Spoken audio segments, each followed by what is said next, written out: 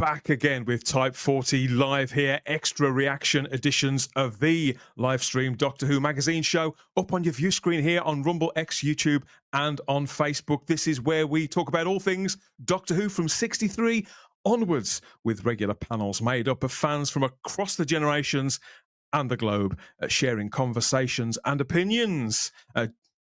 Okay, we're moving off again. A brand new season of Doctor Who began tonight, streaming globally, led by this new duo here. And we're here right away, or near enough, with these first reactions to that opening adventure.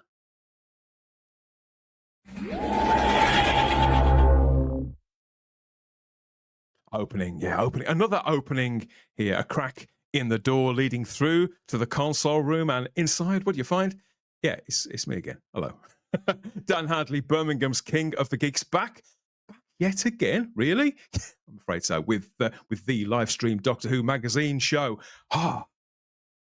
These dedicated editions are a chance for us to have our sort of casual, geeky chat here in the eye of the storm as we're still processing these brand new episodes of Doctor Who, of course. So I say I've grabbed a few of the regulars here to share my pain, to share this ordeal, and to take the temperature too from out there in the fandom on YouTube, Rumble, Facebook, and X. That is where you come in out there. We'll find out who you are in a moment and what you've got to say, and whether you've had a good or bad day.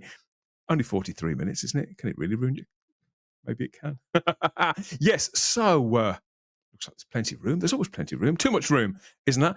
And not ever enough time, is there? Because as new episodes of Doctor Who sort of enter our life and we live with them for weeks and months and years, our opinions of them do change, but it is fun to look at them right away, isn't it? And to just see how they make us feel, what we pick up on, what stays with us, and those little niggles that sort of creep in as time passes, isn't it?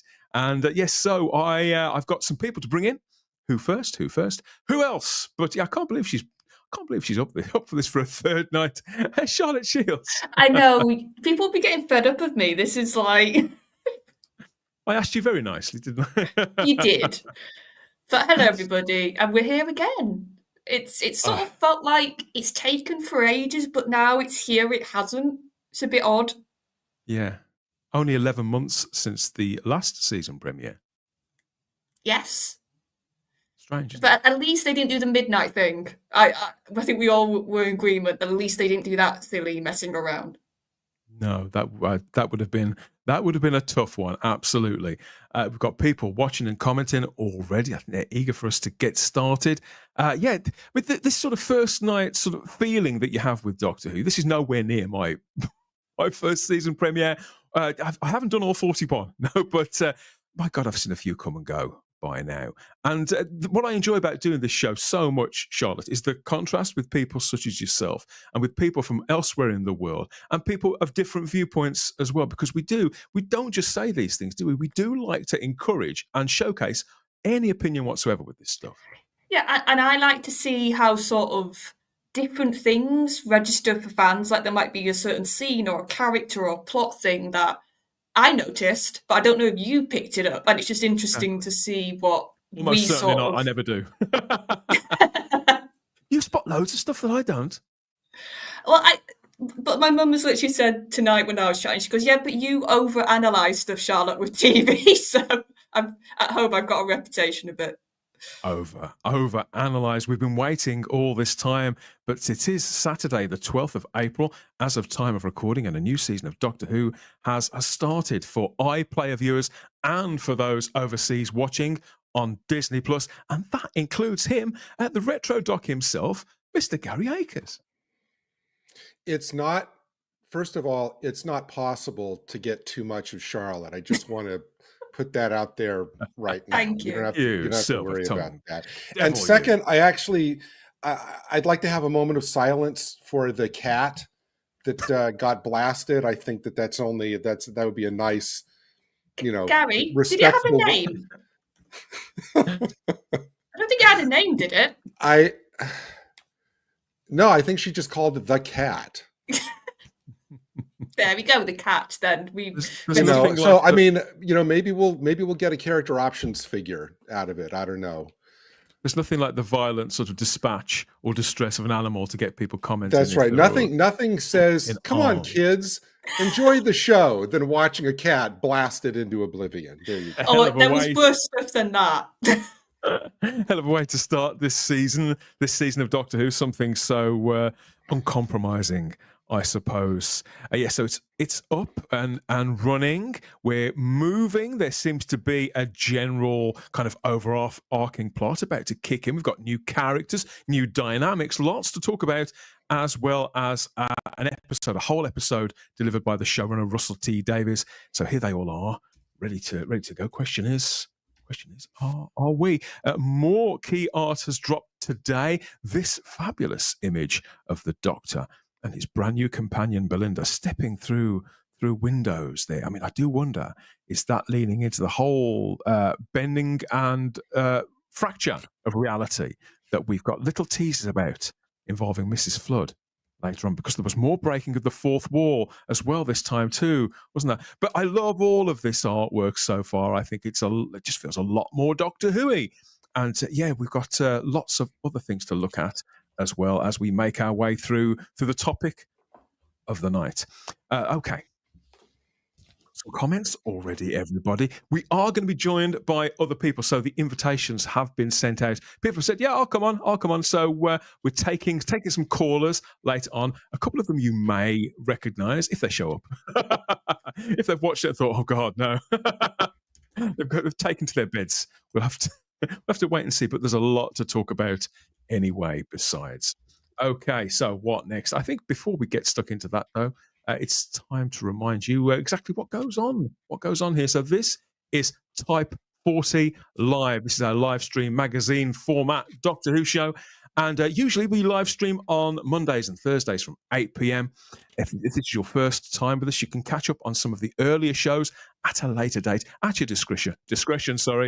Subscribe and turn on the notifications, and you won't miss further episodes either. So here we've got our look at the 80th birthday of Graham Harper. There we threw a bit of a party for Graham. There was our predictions for the year ahead in the Doctor Who annual for 2025. There was our look ahead to the Season 7 Blu-ray set coming out a few weeks ago. And there was the opening of this season as well a couple of weeks ago. So there's a good mix of content there, just as there are opinions. And if you want even more, you can find us on the Type 40 podcast too, across all major podcatchers and our home feed at type40.podbean.com. Where is this going to go? I have no idea, what you guys are going to say. Is it going to be all smiles? Or could it be frowns? I don't know. There may even be tears. Maybe we'll have to wait. We'll have to wait and see, won't we? And some people out there are going to be a little bit disappointed, those who fell for the old April Fool's gag and still thought that that Harry from One Direction, Harry Styles, was the new Doctor. There could be people out there watching tonight crestfallen at that, but we have got plenty to talk about, even though he was a no-show. The episode, of course, premiered on Disney Plus and iPlayer at 8 a.m.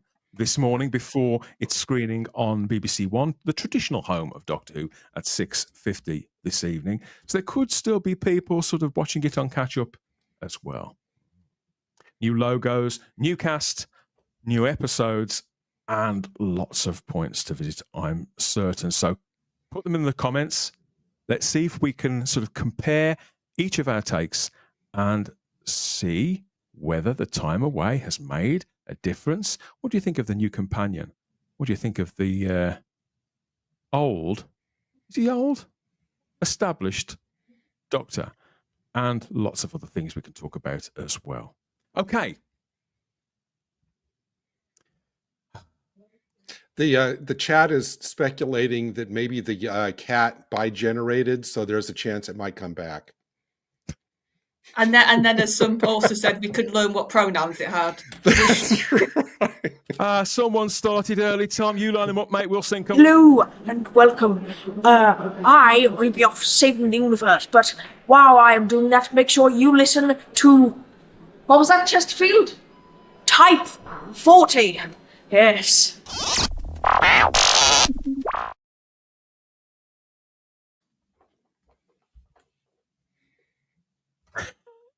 And as ever, we'll be dotting our little stings throughout the show. Our friends and associates there, or sometimes just random people that we stopped and got them to record those. So that was the first Doctor, believe it or not. He may be popping up later on too, as well as other incarnations that we are yet to meet. Let's see. Okay, so we've got lots of comments. We've got an episode to talk about, and lots more besides. You know what to do and how to do it. We'll have your comments, please, across YouTube, Rumble, Facebook, and X. All opinions are welcome. Of course they are. And without further ado, let's have how about this?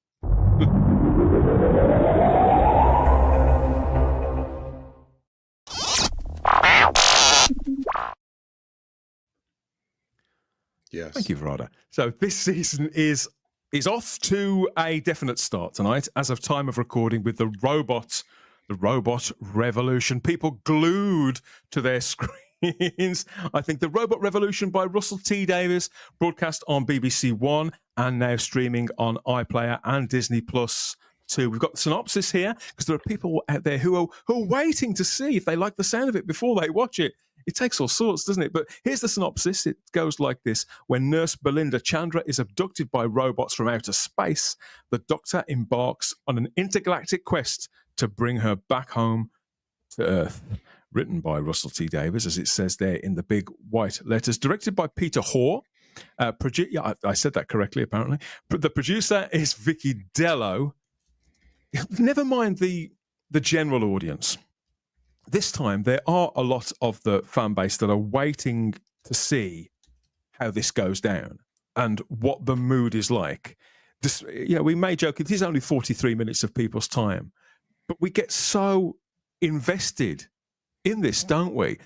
I can see why people want to take a peek first, or to see which whether some changes have been made, because the danger is that you sort of invest, Charlotte, you get your hopes built up, and then you get let down again. And there's been so many letdowns for the dedicated fandom over the last few years. I'm never quite sure how the general public feels about it, though. We can look at ratings, we can look at whatever we like, but you never know until you actually talk to them, do you? And I do wonder, could this actually make a difference for a lot of people watching out there? Because they've started again with a human companion living a very normal everyday life, which has to be the best sort of entry point for any season of Doctor Who, I believe. Well, yeah, and I think for the fans, like you said, when you've had disappointment, no show is owed your blind loyalty when it's let you down before. Like, they have to prove to us that they can produce quality and that we want to sit down and watch it. So yeah, I think a lot of fans sort of gave that chance last series, got burned, and are now going to just wait to see sort of generally what other people say, what reviews say, and then they'll decide. I don't think they've earned that sort of instant, I'm going to watch it sort of attitude at all. And that's what I think it's going to be, sort of the battle this series, if there is one for the fans, very much so. I mean, I suppose you could say, Gary, as well, that just as Charlotte was saying there, it's not unreasonable that people feel that way. But Doctor Who is very fortunate, isn't it? I mean, we talk about the format all the time, but it's very fortunate in the respect that it's built into it that if things either reach a natural endpoint or things get stale or the S hits the fan, they can literally sort of reinvent it by simply switching up a few basic components without breaking the format of the show, just bringing a new companion and off we go. Yeah, I mean, you're right. Every time there's a new companion, it's as much of a new start for the show as having a new Doctor. But, we mentioned this also on Thursday. I think a lot of the people at the beginning of last year may have come in and go, okay, I'll give it a couple of episodes. I'll give it a season to see if I like it. So there's a certain amount of people who probably already decided, based on last season, if they're going to jump back in. I think that obviously the only thing that's new is Verada this year. And I almost think that that this episode, I'm not going to jump into details of the episode, but it's almost, I'm surprised they didn't start out the season with something like really higher profile, like the animated episode, to get people who something more lavish, who maybe still be doubtful, to say, you know what, I wasn't going to watch, but wow, that looks interesting. Maybe I'll do it. I'm not sure the robots would have achieved that. Something like the animated one might have. I don't know. I suppose, Gary, but it could be because, I mean, this would have been decided beforehand anyway, wouldn't it? But I think it's probably a good thing in the long run, because they made a couple of really big swings last year, higher concept decisions, and of course they were managing the unavailability of the show's lead. The stupidity of that will just never not surprise me. And so here, I do actually think that it works in its favour. This, on the surface, seemingly doing the things that Doctor Who is meant to do when we meet somebody new and all that kind of. I mean, difficult. I think about we were talking about the hyperbole the other night, Charlotte, and to promise the Earth and deliver very, very little. I suppose you could say here all they're promising is, here's your diamond logo, here's a new girl, there's a robot, and we're off. And so they're not promising something that they can't deliver on, and therefore people who decide they want to watch on the night, but there'll be others that are going to bump it for 1 or 2 or 3 or 4 days, but ideally they want people to watch it as soon as possible, because the big drawback of the streaming culture is that there's new programs premiering pretty much every day, and so things slip down the playlist, don't they? But if you're fond of Doctor Who and other people are talking this up, and they've trailered it, they've promoted it well, then people will hopefully sort of click the lock that makes sure it stays at the top of the playlist.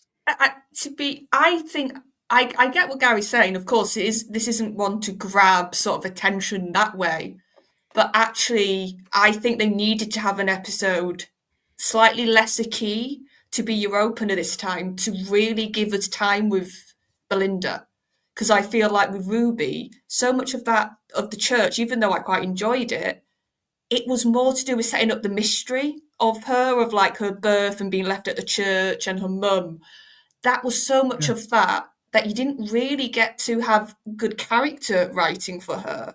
Whereas I feel like in parts of this, they actually allowed Belinda to breathe and to sort of get to know her a bit and start to see her personality a bit and how that's going to work with Shooty. She felt like a passenger being carried by the story, whereas here, I can't quite remember if the episode started with Belinda, but she must have been on screen pretty quickly, and she's there pretty much all the way through. It started with her and the boyfriend with the star. Oh yes, that's right. Yeah, the proposal but scene. Like I said, she was meant to be like 16 or something. Yeah, so I liked how this was at times actually a good character focus episode versus let's have a really high concept or like a really sort of out there wacky idea. I mean, if we say all this time in between, all this build-up, all this talk that we've had, privately and on Type 40, and it's here finally. Watching the episodes, I mean, I do try and sort of reconnect, Gary, with my inner child, and just watch it from that level and think, okay, have I had a good time or not? So, before we get too deep into it, Gary, have you had a good time or not with this, or has it spoiled your day? This episode?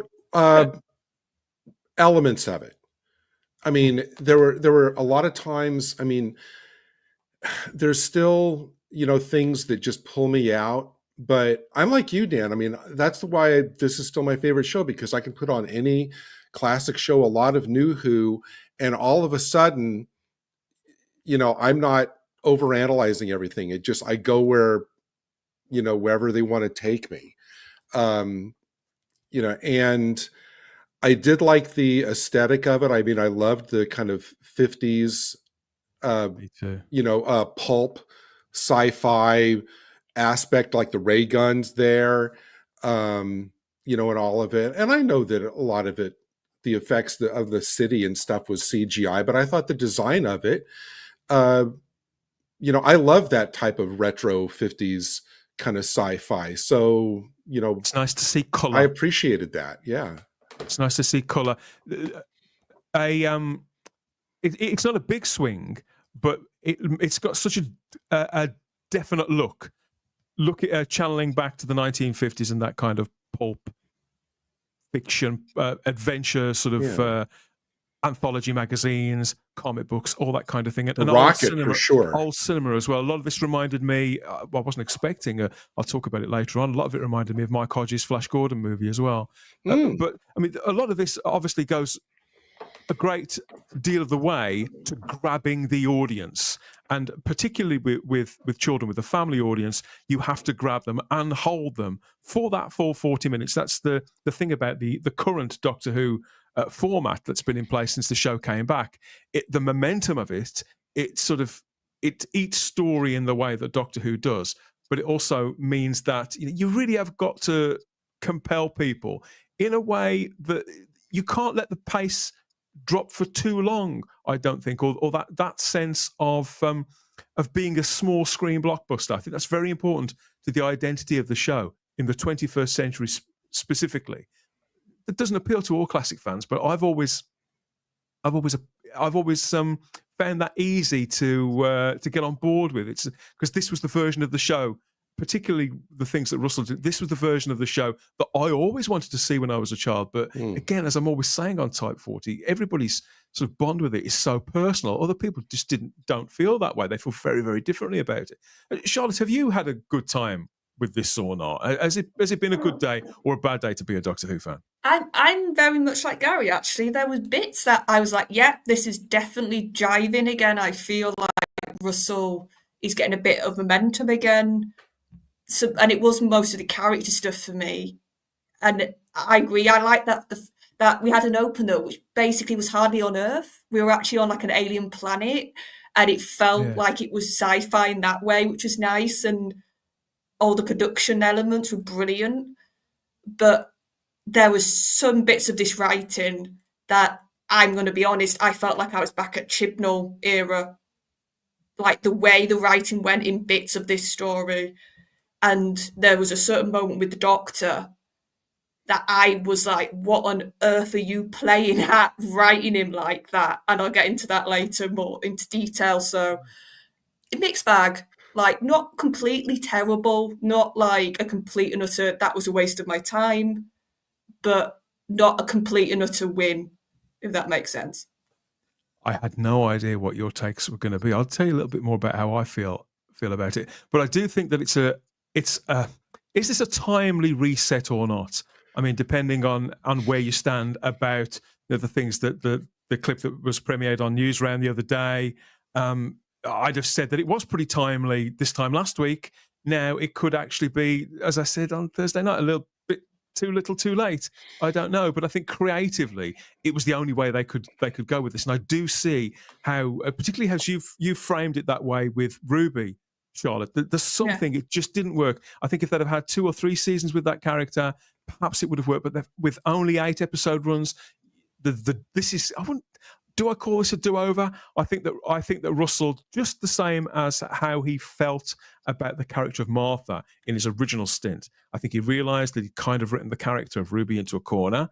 And so rather than trying to make it work and really over-labour it, leans on the Doctor Who format, the Doctor Who formula, to simply bring forward the next companion, and off we go again. So before we get over to the live chat and check out what people have got to say there, I want to bring in our first caller, everybody, from out there in pop culture punditry across podcasts and on YouTube. So he's a friend of the show. He's been on several times, not for a little while though. So I'm wondering what he's been up to. He's wearing a very natty shirt. So I wonder, have we pulled him out of the pub, or is he going on afterwards? It's our mate James Wilson here, a film and TV enthusiast.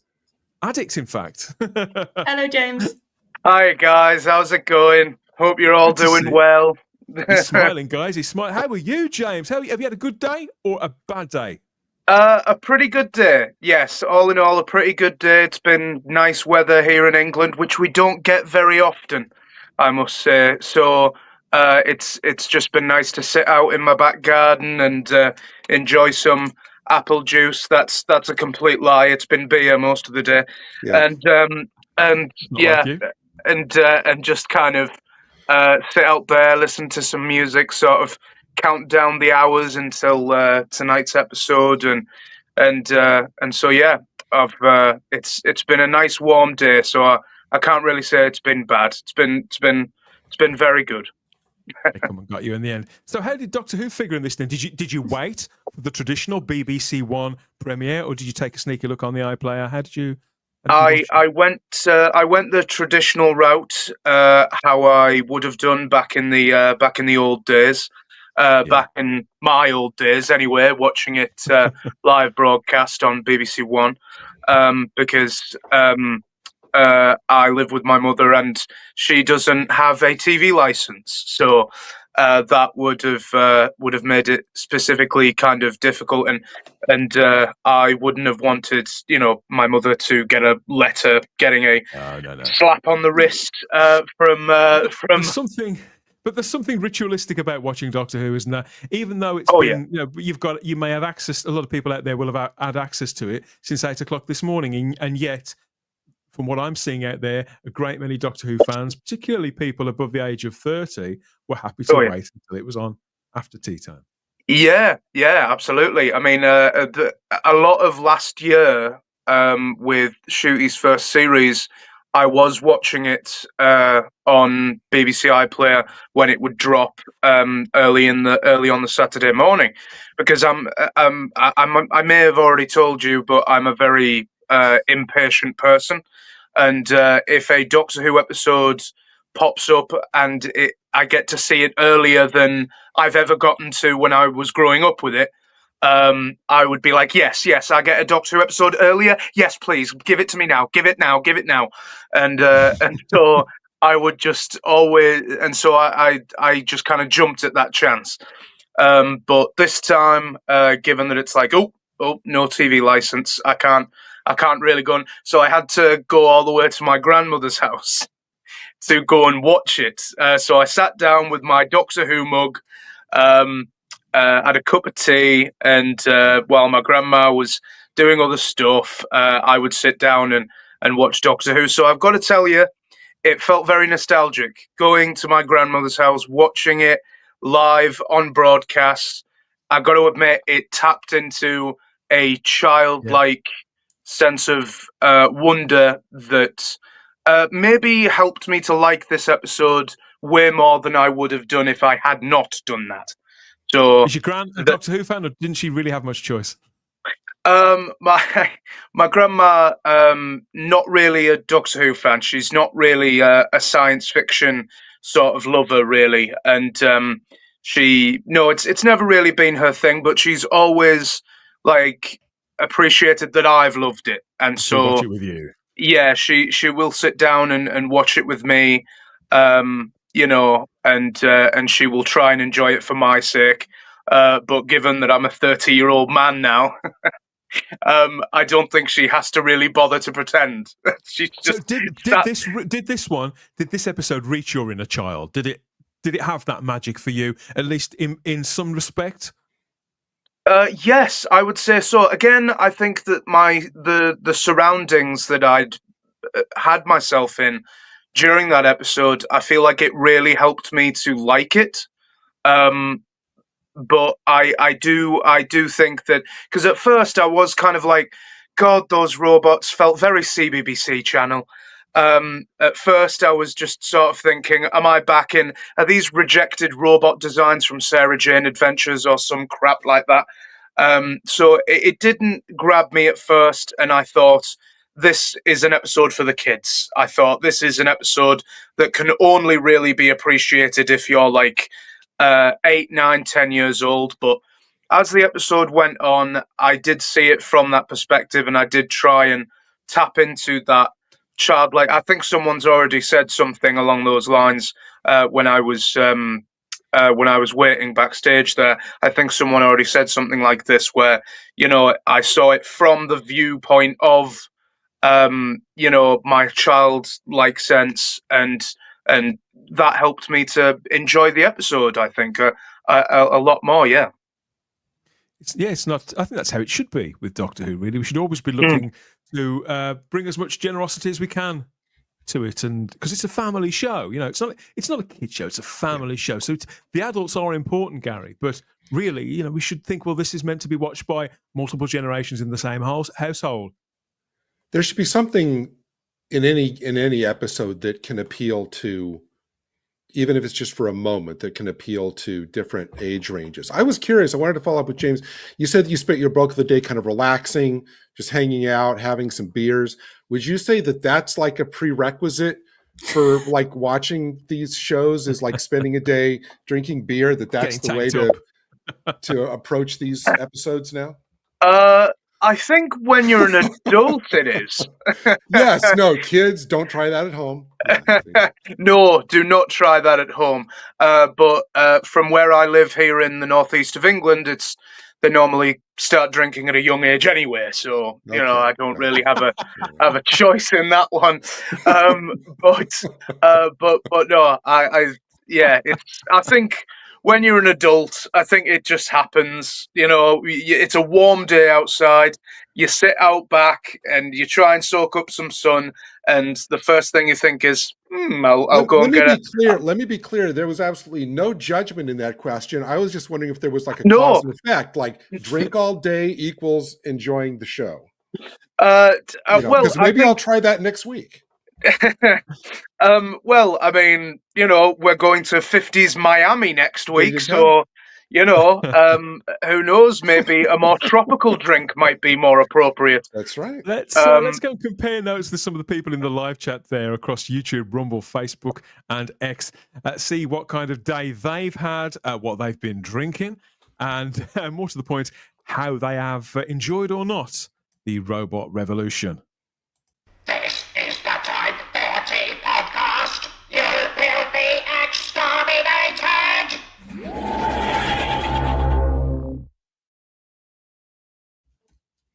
Yes, thank you everybody for joining us on this edition of the show, our reaction show to the season premiere, The Robot Revolution, by Russell T Davies, of course.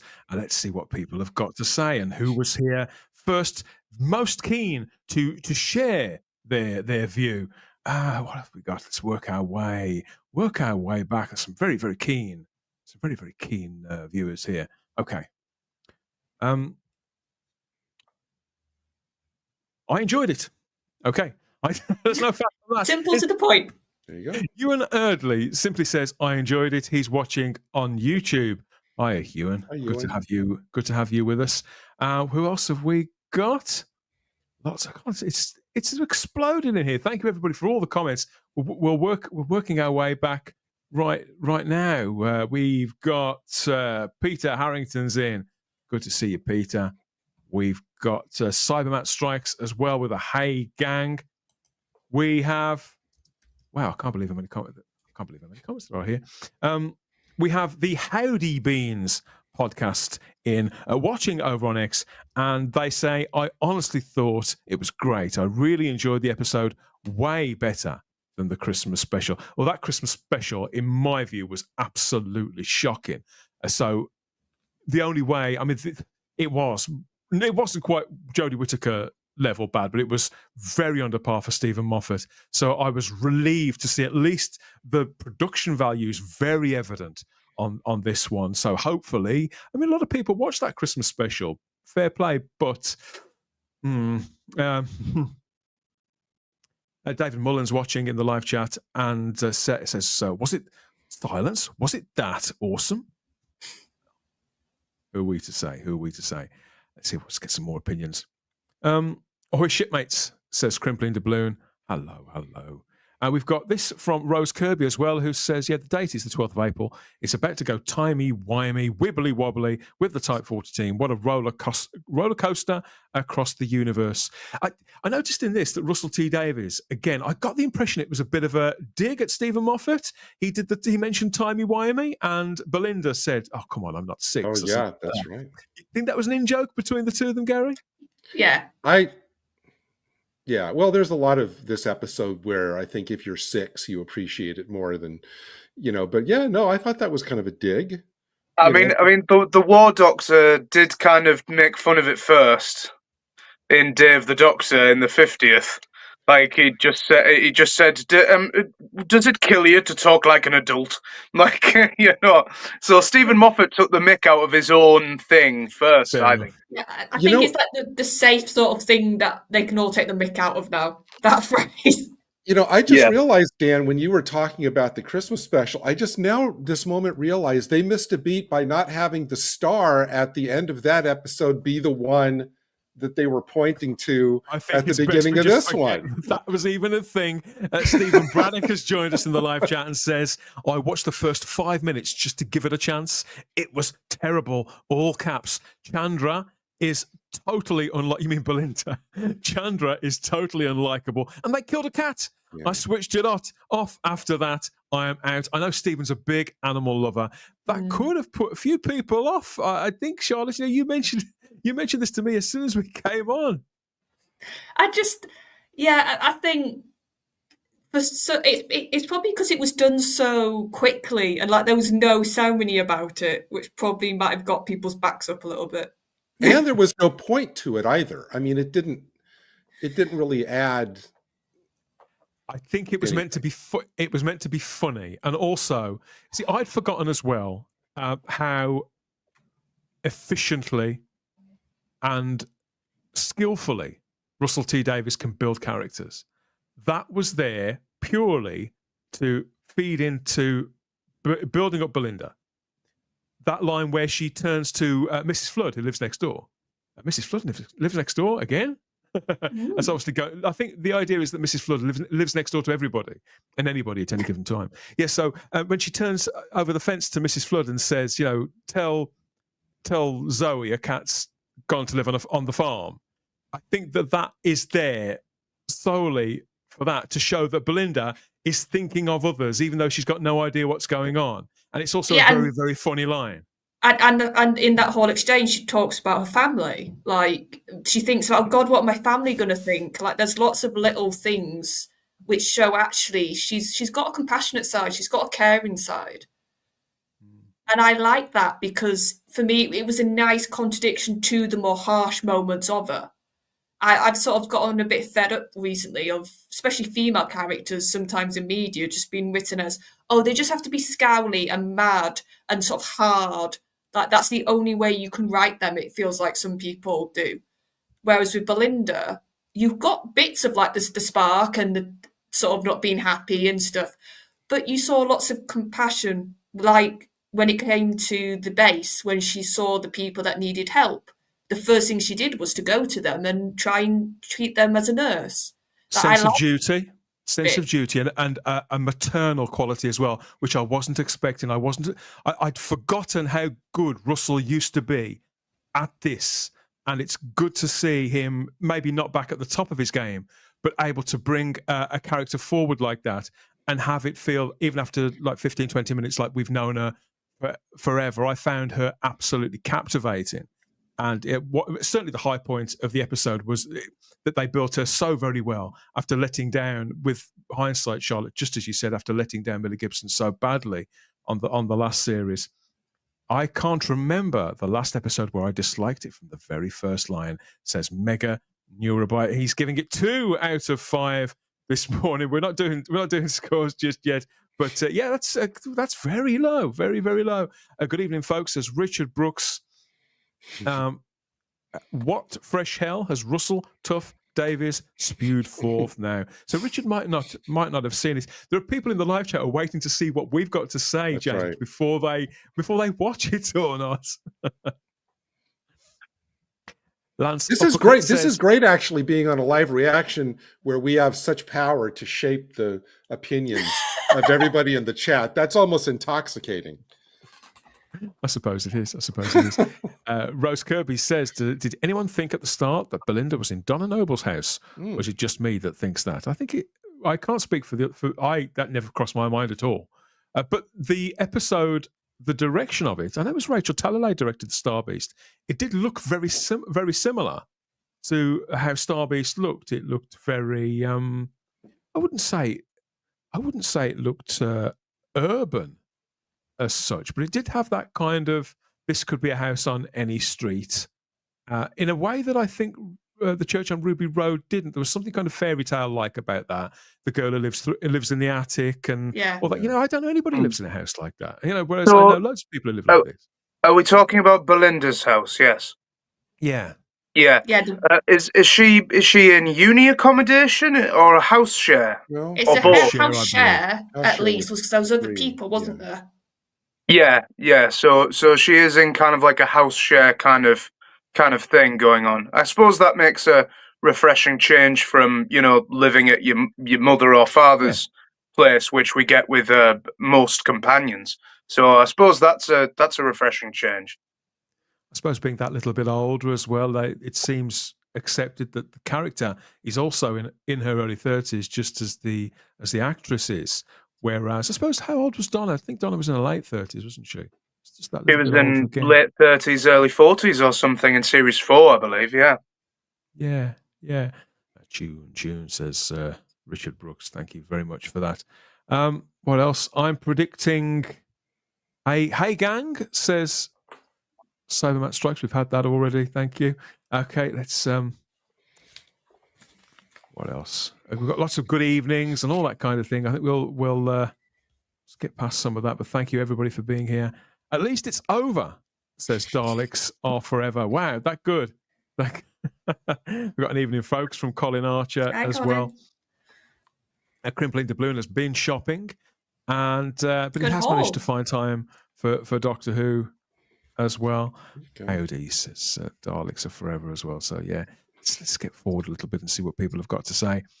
I'd love to look forward to a new season again, to be excited, but these days it's becoming more of a dread for me, says David Mullen. We've got an RIP, lots of RIPs for Yes. the cat. Ash is the name of the cat, according to Peter. Aw. Oh, that's good. Dear me, more. The cat returns as a bitter cyborg, says Lee Smith. The cat, it was Mrs. Flood, says Richard. He's calling it now. He's laying claim to that one. Hi, Richard.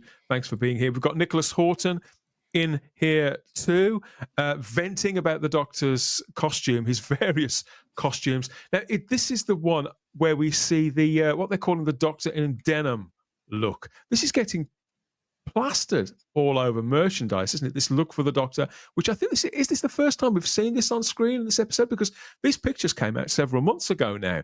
But in truth, he wore this for a fraction of time actually on screen, didn't he? Yeah, it was like 2 scenes, I think. Yeah, and I don't suspect we'll see it again after, because let's face it, on past evidence, whatever this Doctor wears, we don't ever see it again, do we? But he goes through stuff very quickly, doesn't he? His clothes. Yeah. He only wore that in the hospital scene, right? Yeah. It's gone. Hopefully never to return. But it's all over the merchandise. Hello, everyone. How's it going? Says Cheryl. We're doing okay. I think, generally speaking, we're fairly upbeat here for the most part. Did Belinda actually smile even once in the episode? Briefly, but to be fair to what she got to smile about, not a great deal. But as Charlotte said, I think there was a lot more to the character than at first it appeared. I mean, I was particularly enjoyed the scene in the throne room at the beginning, James, where the Doctor steps forward as the historian, doesn't he, and speaks to her and drops her that sort of code that it's every 8th word she can understand what he's saying, something like that. I thought that was very clever, very energetic. I don't think I've ever seen it in Doctor Who before. And I like the fact that Belinda picked up on it quickly. It established a chemistry between them very, very quickly. And I don't feel that there was a single scene of this wasted like that. No. I think that right from the off, Belinda kind of had this sort of furiousness about the character that I feel like every nurse in the country kind of needs, right? You know, has this sense of you know, this, as you've mentioned, kind of like a a sense of care, a duty of care to everyone, no matter where she might be and no matter how much in danger she is. She feels like she has to care for them. Very reminiscent of our Martha Jones many years ago. And I feel like that might be kind of like a similar thing that they're trying to really tap into with Belinda, except for a lot more of kind of an attitude to her, which I thought was something very good. And I was seeing a lot of sort of parallels with Tegan Javanka as well, from the classic series, where she's a very reluctant passenger on board the TARDIS, and she's not really there by choice, it would seem. And yeah, so it's and so I feel like she'll give the Doctor a lot more attitude, a lot more attitude in the future, I think. So Shooty had better watch himself. I'm a big Tegan fan. I'm also a big fan of the medical companion, so the set of people that have travelled with the Doctor for various lengths of time, that have been medical in one way, shape or form, doctors and nurses, Grace Holloway, for example, Harry Sullivan, Martha Jones, of course, and don't forget Rory either. Yes. The Doctor sort of looked at him quite dimly when he said he was a nurse, didn't if you remember, but yes, yeah, all part of the fun. I'd forgotten how many of them there were. Yeah. There's been a lot of medical professionals coming in and out of the TARDIS, and I'm always welcome to it whenever it comes along, because it means that they've got a genuine skill, a genuine professional skill that will come into play throughout a great deal of however many episodes, however many seasons they may be joining the show. So I feel like it will definitely come in handy. I mean, same thing goes for all of those companions.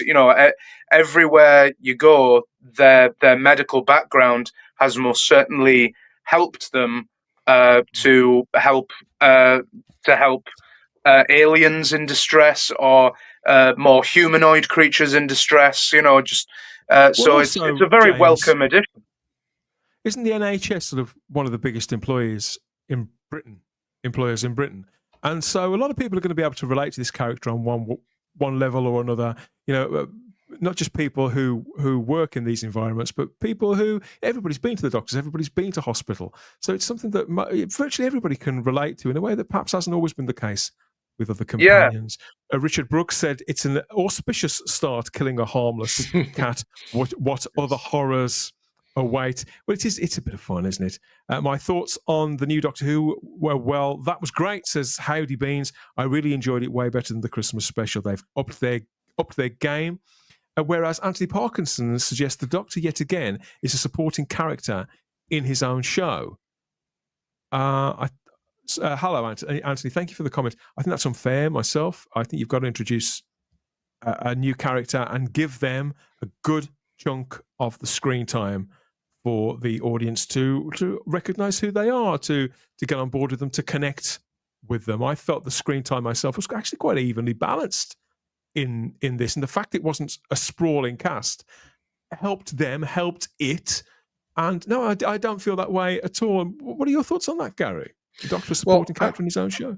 Well, maybe for this episode, because like you said, they've really got to front load Belinda's character in this episode. But I have to say, Dan, with the photo that you showed before of the four medical, Rory, Martha, Grace, and Harry, I don't know whether it was the quality of the writing or the quality of the acting, but I was instantly bought in on each of these characters and their appeal and their likability right away. And I've got to be honest that with this episode, and I really do want to emphasize, I did not go into this episode with my arms crossed, daring the show to make me like it. I really didn't.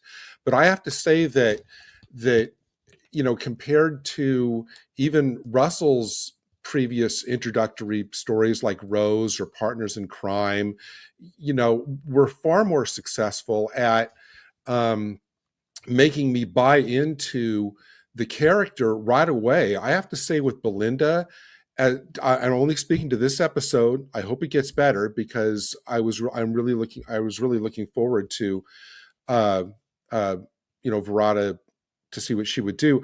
I just did not find Belinda in this episode really an appealing character. I thought that during the kidnap scene, it kind of reminded me, I wasn't sure what tone he was going for, because it reminded me kind of in the Christmas special when Ruby was chasing after the goblins kidnapping the baby. And Yes. it was more like, hey, you goblins. People didn't like that, goblins, though, did they? drop that baby. And I thought what she's saying here as these giant robots are kidnapping her, like, oh, call my mom, call the police, let them know I'm being kidnapped by giant robots. I'm going, is there any like real human, I hope you know what I mean when I say that, who would actually say that? That didn't seem to me, it seemed like that was more written than it was kind of real. And then later on, it's the comic book. Yeah, no, I know, but I mean, it's the Dale Arden kind of quality to Farsight here in the live chat says similar thing. Belinda reacted very strangely. Most people would have been a nervous wreck. I guess what it comes down to, what we've got to accept, what we've got to accept is that these aren't people. These are characters in a TV show. They've got 40 minutes to tell us a story. No, I get that, and I'm not going to push back on that because I agree with you. I think you're right. But the thing about it is that I realized at the end of the show was, in comparison, especially to all the other medical characters you did, as you said, I think you reminded everybody on Thursday, the companion is still, even after 60 years, supposed to be the audience identification figure. I didn't get that in this particular episode. I felt that she was more Russell's mouthpiece for what he wanted to say in terms of his own opinions about things and everything, rather than creating a character that can be embraced and all of that. I just didn't feel, I felt really distanced from her for pretty much the whole episode. I didn't hear. I mean, Russell's just one moment. Sorry, James. Russell has got such a distinctive voice, not quite as distinctive as Stephen Moffat's, but he's got a very distinctive voice. And I think sometimes last season we did get that. I didn't get that this time, though, particularly not from Belinda. I personally felt she was very rounded, and I mean, moments like this, for example, with the Doctor. Just really, really charming stuff where so few words were spoken and you could see what was going through her head, even though we'd only met her 10 or 15 minutes earlier. I mean, I politely I disagree. I didn't pick up on any of Russell in that really at all, or using her as any kind of vessel to say anything in particular. Obviously, some people may have seen something that I didn't, so that's fine, but I just didn't. How about you, James?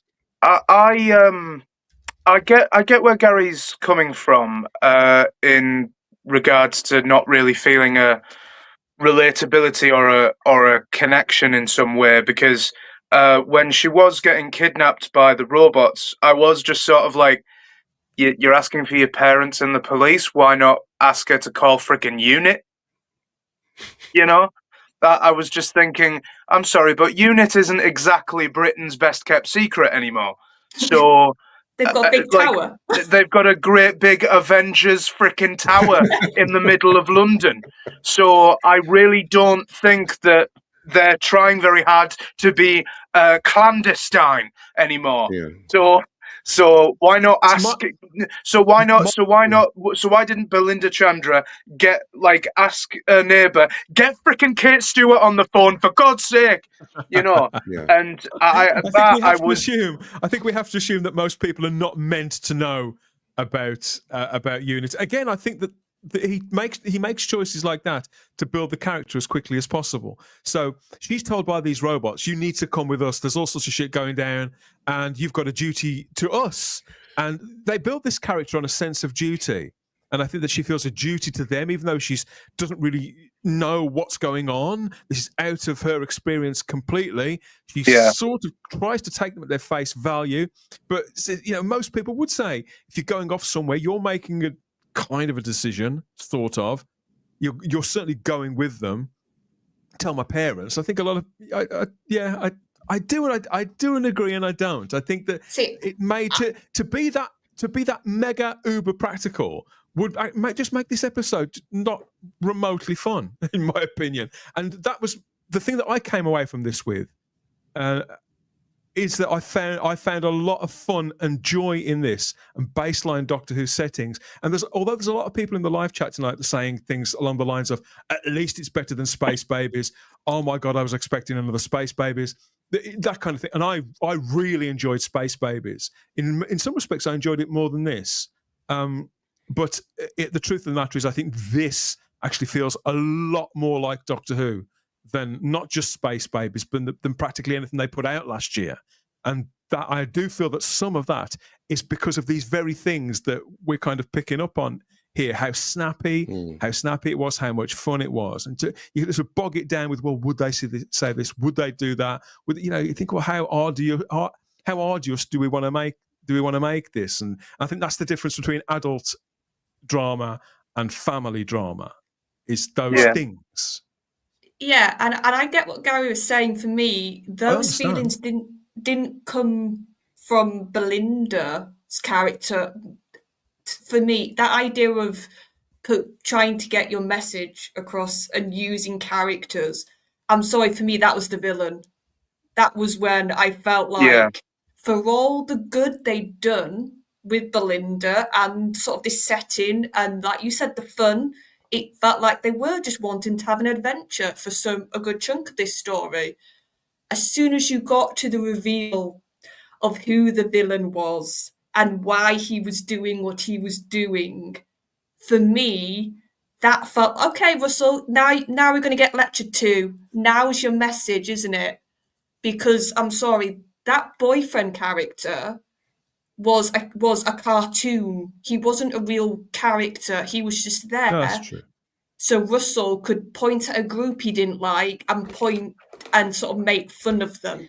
Yeah. Because his lines about, will you marry me, when you get the flashback about how he spoke to her and sort of the way he was written, that's what I mean by the Chibnall level flashbacks I had of, if you want a good villain, they need to have some complexity to them. You need to sort of buy the threat of them. You need to sort of have something. And all I got is, oh, he's a pathetic man who plays games. No, I don't know. I mean, I can see why people would take that, I suppose. Speaking of watching this, and as a man, I've even proposed to women. I didn't feel that way about this character at all. How I felt about all of this was simply the fact that, as with a lot of these introductory episodes, the plot is always second to the characters. Just one of numerous villains that we've had over the years, whereby it's a cheap trick, and it's a kind of Scooby-Doo villain in a sense, because the idea is they show you the character, he's right under your nose, but he's so it's a total handbrake turn to imagine that he would turn out to be a villain of any kind. I mean, first of all, it's the kind of Wizard of Oz thing, isn't it? The villain appears to be this giant mechanical thing. I had no reason to suppose that was an actual person, and I'd imagined that this character was comic relief. I mean, to me, he felt actually very similar to Rory, how Rory was in Series 5. No better and no worse than that.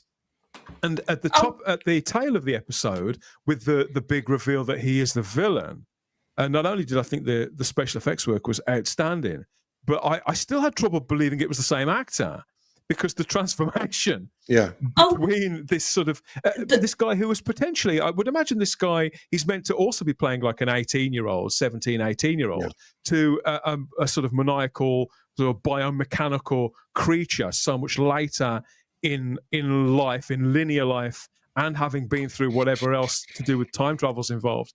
I try not to. I just haven't got a problem with it at all. If they would have just done this idea of, he's a past boyfriend of hers, or somebody from her life who sort of got caught up in this world and got put into that robot form, and that was the shock of sort of, God, I knew you. I would have been down for. I would have completely been down for that. I think that actually would have been a good reveal and a bit of a good sort of villain. but for me, it was such a stereotype in Yeah. parts that if it wasn't so much of that stereotype, I probably would just have gone, oh, okay. But the fact that, like I said, it felt Russell was doing like a really shorthand version of what do I think is this kind of man in my head. Well, it's, I- it's very accurate. A lot of guys, I mean, I thought that was a fantastic opening and setup for this episode myself. A lot of guys, particularly younger guys, where there was a whole trend for buying stars and naming them after your girlfriend. It I don't wasn't know the if people star do it. stuff. It was. I don't know who. I know, but what I'm saying is that the character Belinda probably would have thrown that certificate away had it not been for the proposal as well. Because I think that day she'd kept that and framed it and put it above her head. She said it didn't mean anything to her, but it obviously did. She'd been proposed to by this guy, and even though he wasn't in her life anymore, I think that's why she kept it, because of the proposal. If it wasn't for that, if it was just something that somebody had given her on birthday, she would have just binned it because she never saw him again. But I think it's all in there. I think it's all in the mix, and I think it's all a little bit more. It's not important as such, but it's all about building that character.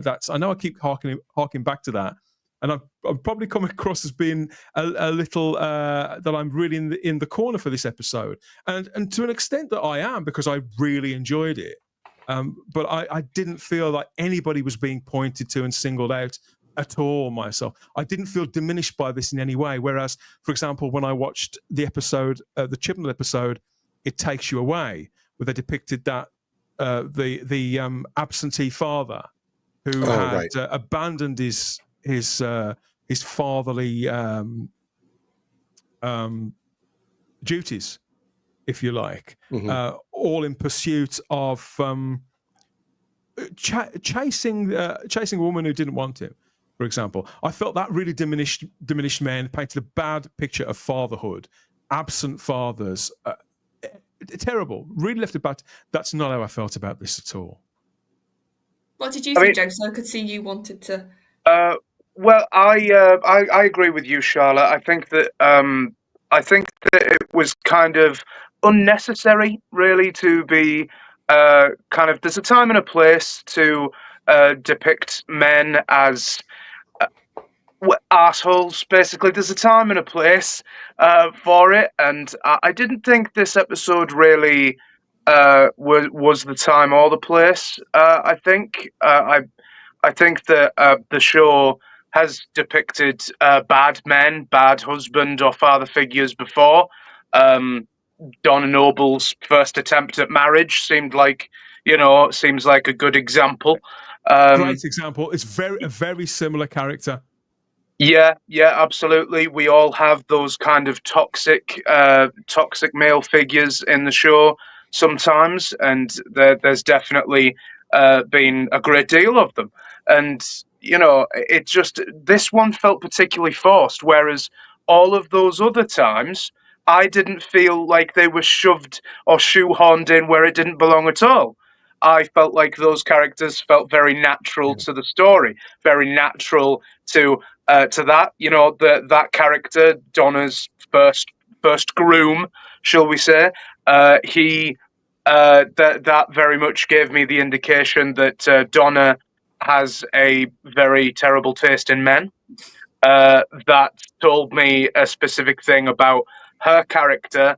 How desperate she was for love at the time, to the point where she didn't really take much care or consideration into the type of man she was marrying. So that kind of, identified Donna's character.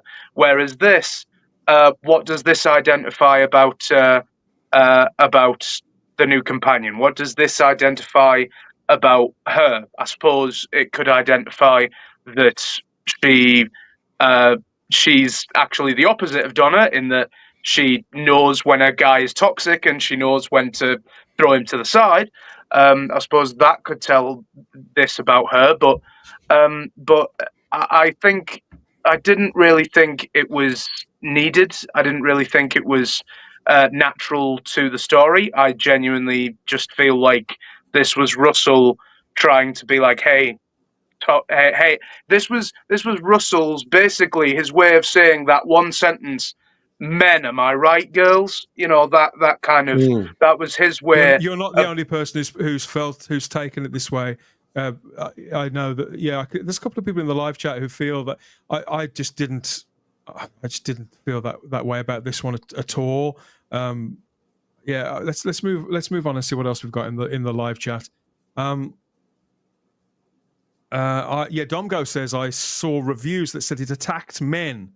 Again, like I'm a man. I didn't feel remotely attacked by this. So obviously results are going to vary. I didn't feel if it's aimed at children. Why was the focus incel? That's a sexual. The focus of this episode was not on incels or incel culture. Daleks are forever. I know that I always stay clear of all reviews, any reviews of any kind before I watch an episode of Doctor Who. But still, people do try to send them to me, and the line I saw everywhere was about incels, and it was a largely insignificant bit of dialogue from one character in the end, and it would be a great pity. It would be a great pity if people at large in this fandom write off this episode because of a 4-second line that uttered by one character later on, because this isn't a story about incel culture at all. Yeah, there were certain lines which you can tell the reviews ran with and sort of tried to make it out that the whole story was about that. And like I said, I didn't like that aspect, but there were lines, Charlotte. There were lines in the original Russell T Davies era and the Stephen Moffat era even. Lots of isolated little lines and wrinkles to characters where I'd go and I'd roll my eyes. And then I'd forget about it until the next time I watched that episode. To me, that line is no different, no better, no worse than any of that. But because this is 2025, and we've all, and in fairness to the people who have gone over the top with that line, because we've all been sort of heavily scarred by this show and lectured and had a wokeism sort of drenched on this show. That's why people react in the way that they are. So I do see why people have got there, but that's not what this is. And to me, it's silly and just plain goofy to write this episode off on being something that it simply isn't. You can say it's a little superficial. You can say it's a touch undercooked, and you can say that maybe at times it veers from looking very, very glossy and expensive, and like a Hollywood movie. Like people have mentioned Tomorrowland in the live chat and things like that. So it veers from looking like that to looking like it was shot in the cellar at the old BBC TV centre. So you could criticise it for all those things. But I think some of the stuff, the culture war talking points, are plain goofy. And Russell T Davies is no innocent party at all. And I expect there's a lot of stuff to come in the following 7 episodes that are really going to make you really bite that tongue. But this wasn't it. Keep your powder dry is what I would say. Yeah, and for me, like I said, I didn't like that character, and when it got to that bit, I was like, right, this for me was the worst bit, but I still enjoyed the stuff I did like. Like, I find 4 seconds or 43 minutes. Well, for me, it was the villain, so it wasn't the line per se that annoyed me. It was just the story beat of the villain. Yeah, can I just just moving on a little bit about that one character that the Doctor was particularly broken up about when she had died.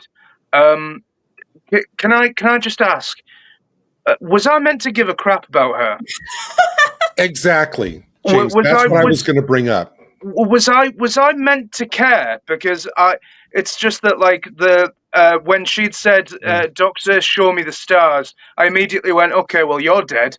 And then me too, actually. And then she did die, and they even do like a slow motion no, and the audio's cut off and everything, and I'm just like, I knew that woman for a total of like 5 minutes, less than 5 seconds even. So I was just kind of like, where was Russell's priorities there? Don't forget to zoom in on the tear. Yeah, they had to zoom in on it and everything. And I was just like, Are you so desperate for a Shooty to cry in an episode that you even had to create a character out of thin air for him to care about? I'm so glad you mentioned that, James. I'll tell you why I can tell you why that's here. Go on. Sorry, Gary. You carry on. Please go ahead. Well, that's there again. I'm going to keep harking on about this. That's there to build character again. And in this instance, it's the Doctor. What character? There was no character to build from. In this instance, it's the Doctor. He's kind of trying to not salvage the character as such. I think that Russell's aware that the problems he'd got with Ruby last year, that perhaps the Doctor, the material he was giving Shooty last year was not helping the actor find this character at all. I think the implication is that there's been a passage of time since when we last saw him, and although the character has evolved slightly and moved on, they haven't radically reinterpreted the character. And you're quite right, he's still crying, which I still don't like. I still don't see the need for it. But it was a single tear this time, rather than being in literally floods of tears. And I think it's to show that he has retrieved something of his stoicism, which last year the character of the Doctor was a gibbering wreck a great deal of the time. And I don't think that they want to, I think that they wish to retain some of that. But, because they showed a little of it in Chris Eccleston's early episodes as well. So I think they're trying to retain some of that. But generally speaking, I think that it was to show the Doctor feeling it and moving on in a way that we saw Eccleston's and Tennant's in particular.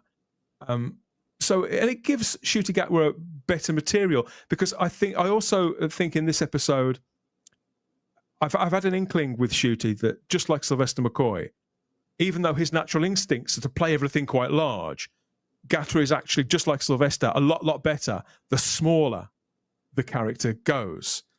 And although, again, if you don't like this characterization, and I'm quite lukewarm to it myself, believe me, if you don't like this characterization, none of this is going to change your mind about him at all, because it's not a radical reinterpretation. But I do think it's an attempt to move it on, if you're following me. Does that make any sense at all?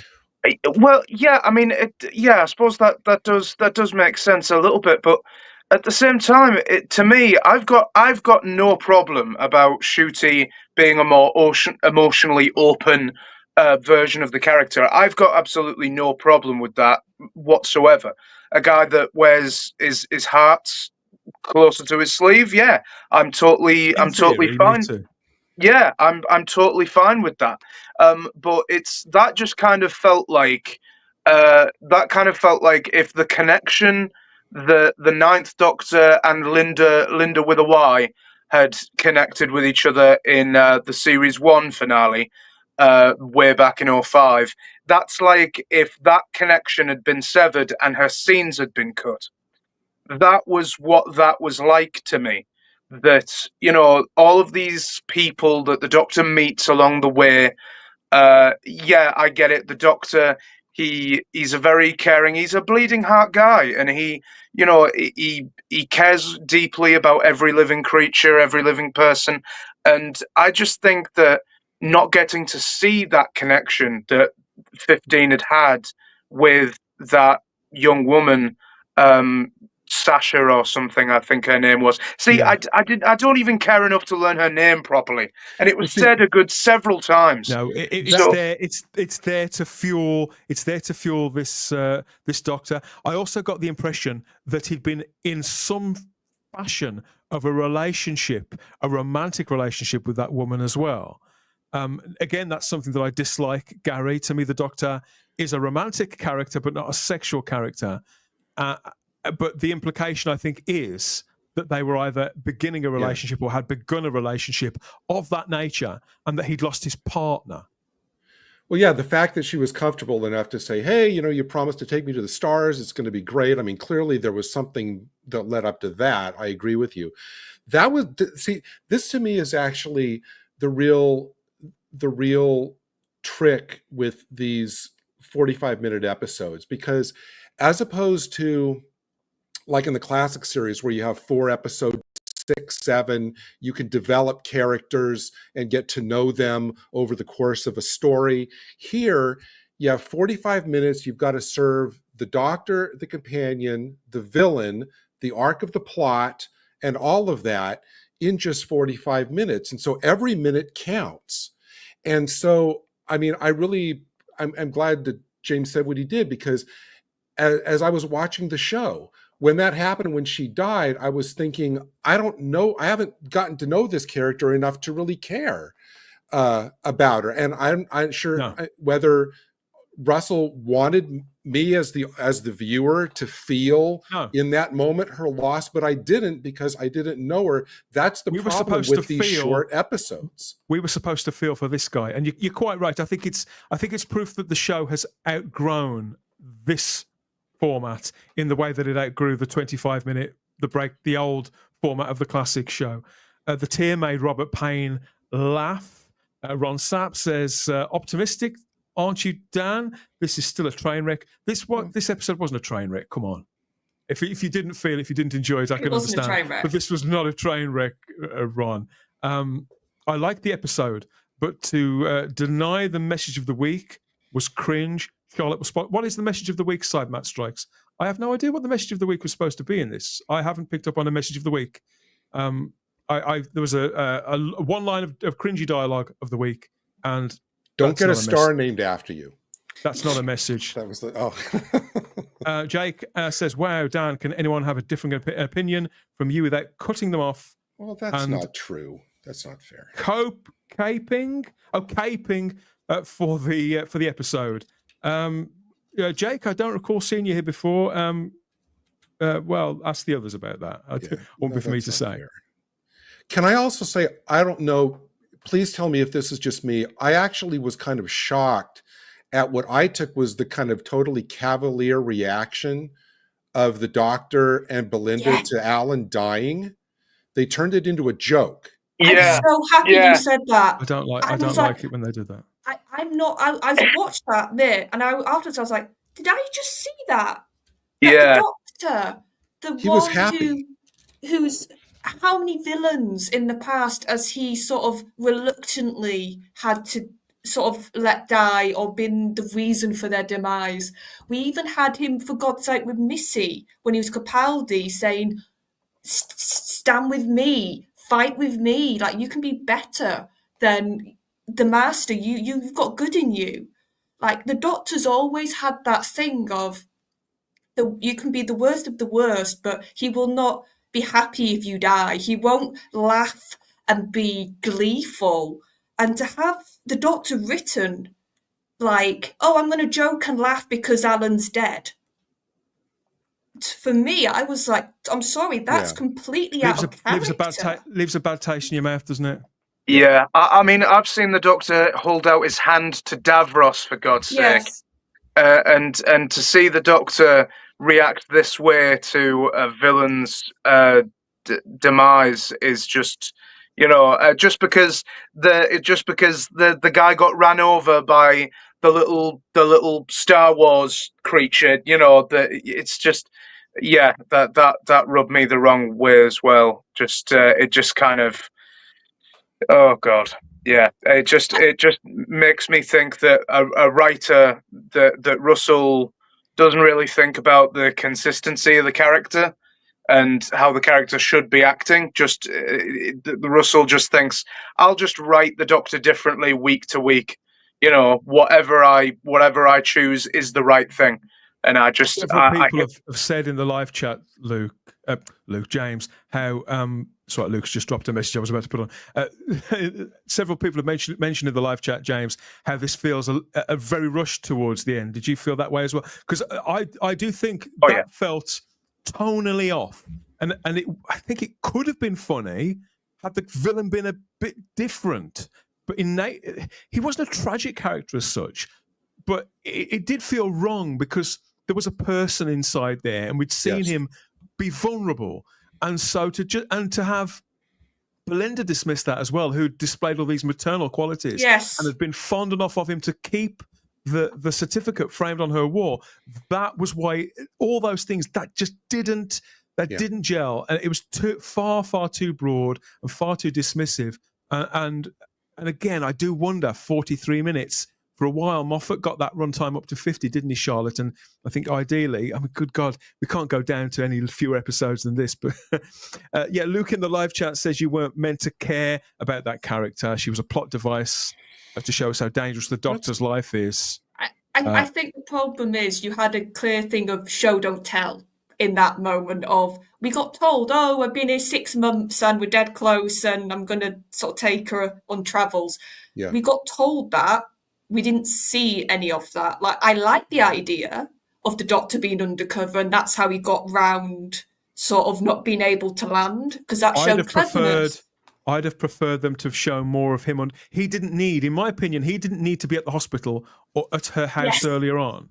We could have seen him undercover at the start, or it could have been shuffled. I mean, maybe because there seems to be that overarching timey-wimey story about the time fractures and what did Belinda call it? Swooshing or something like that. Yeah.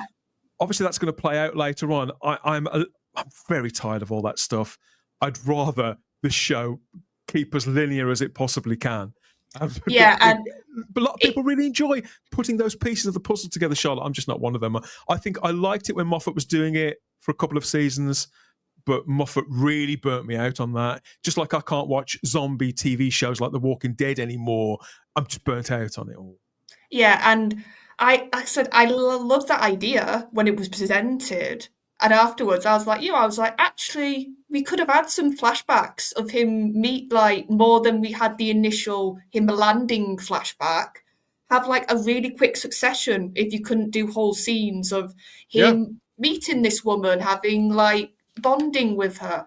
Well, so if the TARDIS had have crashed on that planet, we knew, all we needed to really see was that he was attempting something to warn somebody to get to somewhere or to someone. We could have had the TARDIS crashing there, him sort of collapsing, him being retrieved by that woman he has that relationship with, saving him. And that would have been, and then 6 months later, it's like, oh, okay, so they've gone from there to there.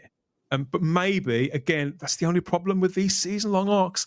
Maybe we'll look back on episode 1 and think, oh, no, it's actually it was right that they do that. But right now, it's quite reasonable that all of us just think, well, yeah.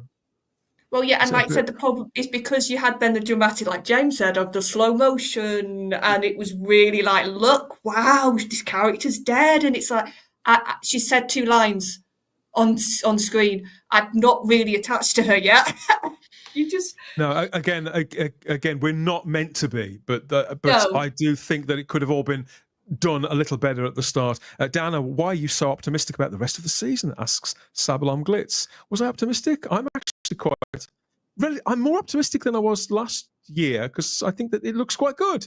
But I'm more than aware that there's a couple of major red flags on one episode that I'm writing off completely.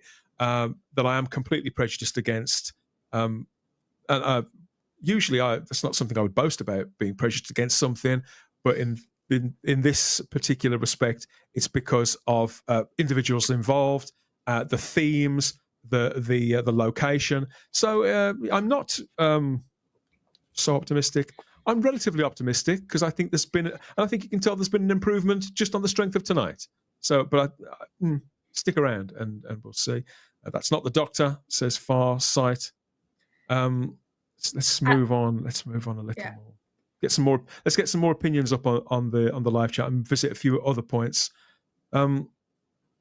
Demorpin says, I come from a background where men can be controlling in the way that was depicted, but people would lose their minds if... Okay, I understand. Okay. Would lose the... we know what you're talking about, Demorpin. I can't possibly go into that if I want to stay on YouTube. I do want to say that worse, says Daleks Are Forever, Gary. Regardless of the characterization, do you think there's been any improvement in Shooter? Because there were so many different versions of the character in the last season, and he wasn't even in 2 episodes. Did you see anything different here? I think sometimes I'm not sure. I mean, yeah, he has the energy, he has the kind of joy of the character. I have to think that sometimes maybe they just kind of let him go, and kind of improvise his reactions, that they let him react how they want him to react. I did like the whole, Belinda sees the inside of the TARDIS for the first time. I thought her reaction was good, and I thought his reaction to that was well done. I would have, because the scene I was really enjoying that I almost wish had been a little longer is the scene where he's just working at the desk and quietly noticing I like that. what she's doing. I wish there'd been more of that, because you can tell, okay, she's impressing him in that moment, which is a kind of form of bonding. And I wish that that felt right. And I wish that they had extended that a little bit more. Because this character, it's not popular. It hasn't generally worked, but they've chosen not to abandon it completely, not to make the character completely different. Peter Capaldi wasn't very happy with his initial characterization, was he? So they gradually sort of reworked it, but he made quite a big impact regardless. The public quite liked it, despite what Piers Wenger said. The public actually liked Peter Capaldi in this role. I don't care what anybody said. With Ncuti, it's been a combination of things, hasn't it? It's been the actor's conduct off screen, as well as the characterization being all over the map last year when it needed to be tighter than ever. Every living person except Alan the embryo, says Robert Payne. I wish I was the target audience for this Doctor, says Terrified Monk. It's still so modern, isn't it? I think Ncuti Gatwa was possibly the best he's ever been in this story. But that's not saying a great deal.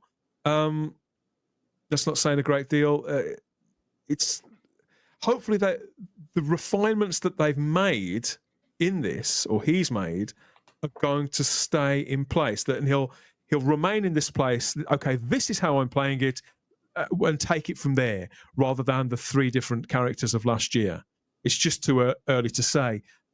Fortunately, I think that when he is able to take the character smaller and bring forth natural charm rather than a forced charm, I can almost see why they cast him.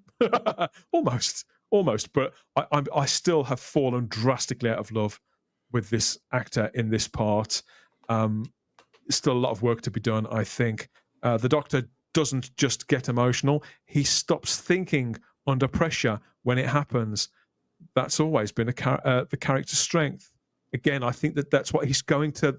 I think he's going to as much lengths as he can to, if not reverse that, then to move on from that. I've got to hope that in subsequent episodes we'll see further progression, but obviously we don't know that until any of us watch them. You're going to think I'm joking, but I'm not. Part of me, while I was watching the show, almost wished that the little polish robot would go with him at the end. I loved him. It reminded me of the film Batteries Not Included from the 1980s. Remember that? Yeah. You ever seen that one, James? That's why I mentioned Star Wars. He looks like the little robot that you'd get on the Death Star or something. You know, that little rolling robot. The little tiny thing. Oh, the one that Chewie growls at? Yes, the one that Chewie growls at, and then it just goes and then just runs away, wheels away. That's what that thing reminded me of. No. You know what it reminds me of? That little robot out of WALL-E that follows WALL-E around, and every time WALL-E is tracking dirt all around, this thing just keeps getting annoyed and trying to get all of the dirt away. That's what that thing reminds me of. I've never seen that movie. It is. It's a great movie. What's going on here? Says kind of cool. Did I watch a different episode? Hey, we don't attempt to speak for everybody here. Just give our opinions, mate. He's the most. What else? Let's look for something else. I honestly have no idea who his target audience is. I don't know any real person that isn't on Twitter who this would appeal to. I haven't seen any other reviews of this. I don't know. As I say, I haven't watched or read any reviews or listened to any reviews, and I haven't been to social media yet. So I've got no idea how this has gone down. Daleks Are Forever says it's a train wreck again. Farsight says it absolutely was a train wreck. Nasty, infantile, lowest common denominator, Doctor Who.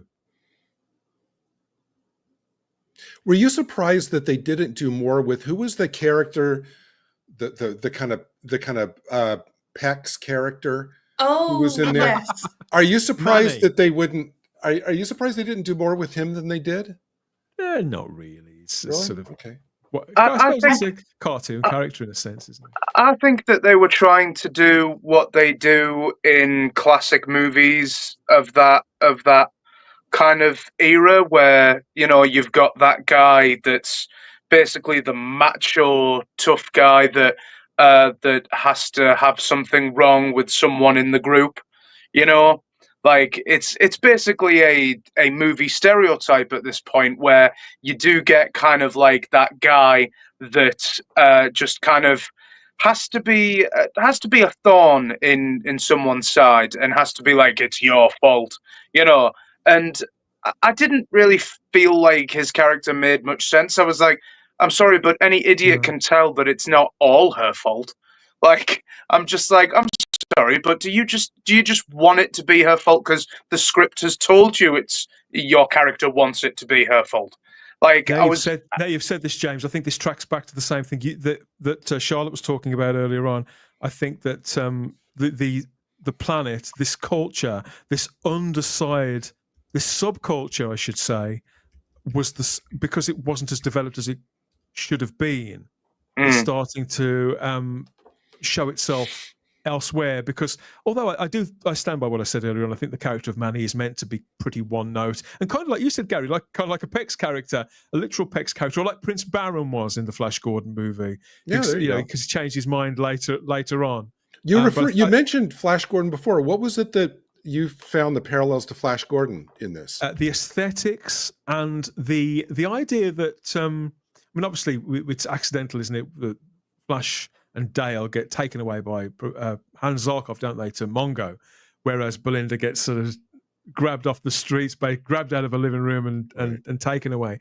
But I think that the setup and the palace, it just reminded me of it aesthetically, and the situation that she was put in, whereby you got to marry this guy. Which guy? Is that like Dale was set up for marriage with Ming and things like that, and. The Doctor, I mean, the Doctor isn't put to death in this, but he in the same way that Flash has to go and he's executed, isn't he? And then he's really saved by Prince Baron and the tree people, right? And so it's a slimline version of it, really. It almost felt like the planet as a setup could have been like a whole episode by itself. Like, you could have just got to know this like renegade faction, how the robots sort of came into power so effectively, sort of the Doctor being undercover. I just feel like this could have been a two-parter, honestly. Some of the ideas here easily could have flourished in a two-parter. I always felt that about so many of Stephen Moffat's stuff in particular. And I do have to give him credit. The whole AI Al clue was right there in front of my face the whole time, and I didn't pick up on it. I didn't as well, to give credit there. Yeah, so credit where credit's due. That was clever. I don't think. Again, they've only got 45 minutes to sort of pull these stunts and create a bit of sensation, and because the driving force of this is characters, there's a time and a place, I think, to be densely plotted.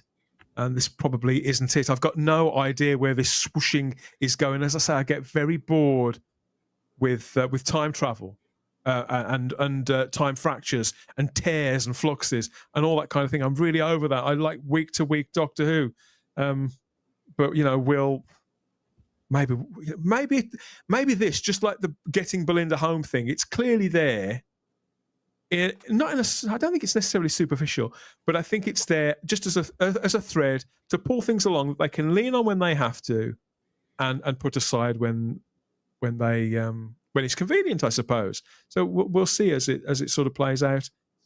We've got any twerking in it? Asks Lee Smith. None yet. No. We hate to disappoint you. None at all. Not at all yet. Speaking of twerking. We have a huge fan of all things twerk related, about to join us here on YouTube, Rumble, Facebook, and X. I'm thrilled to say, a friend of mine, he's making his return to Type 40 Live after a massive gap. He last appeared, believe it or not, on our very first edition of this show, all the way back in 2000. Gary, a huge YouTube voice, probably the original Doctor Who voice on YouTube. He was known then for his media commentary, where he would go through his DVD collection, if you remember. But in latter years, during the Jodie Whittaker years, he became known as the bad man of Doctor Who fandom. But they know him as the notorious Bolstrek, but we know him as our mate Chris.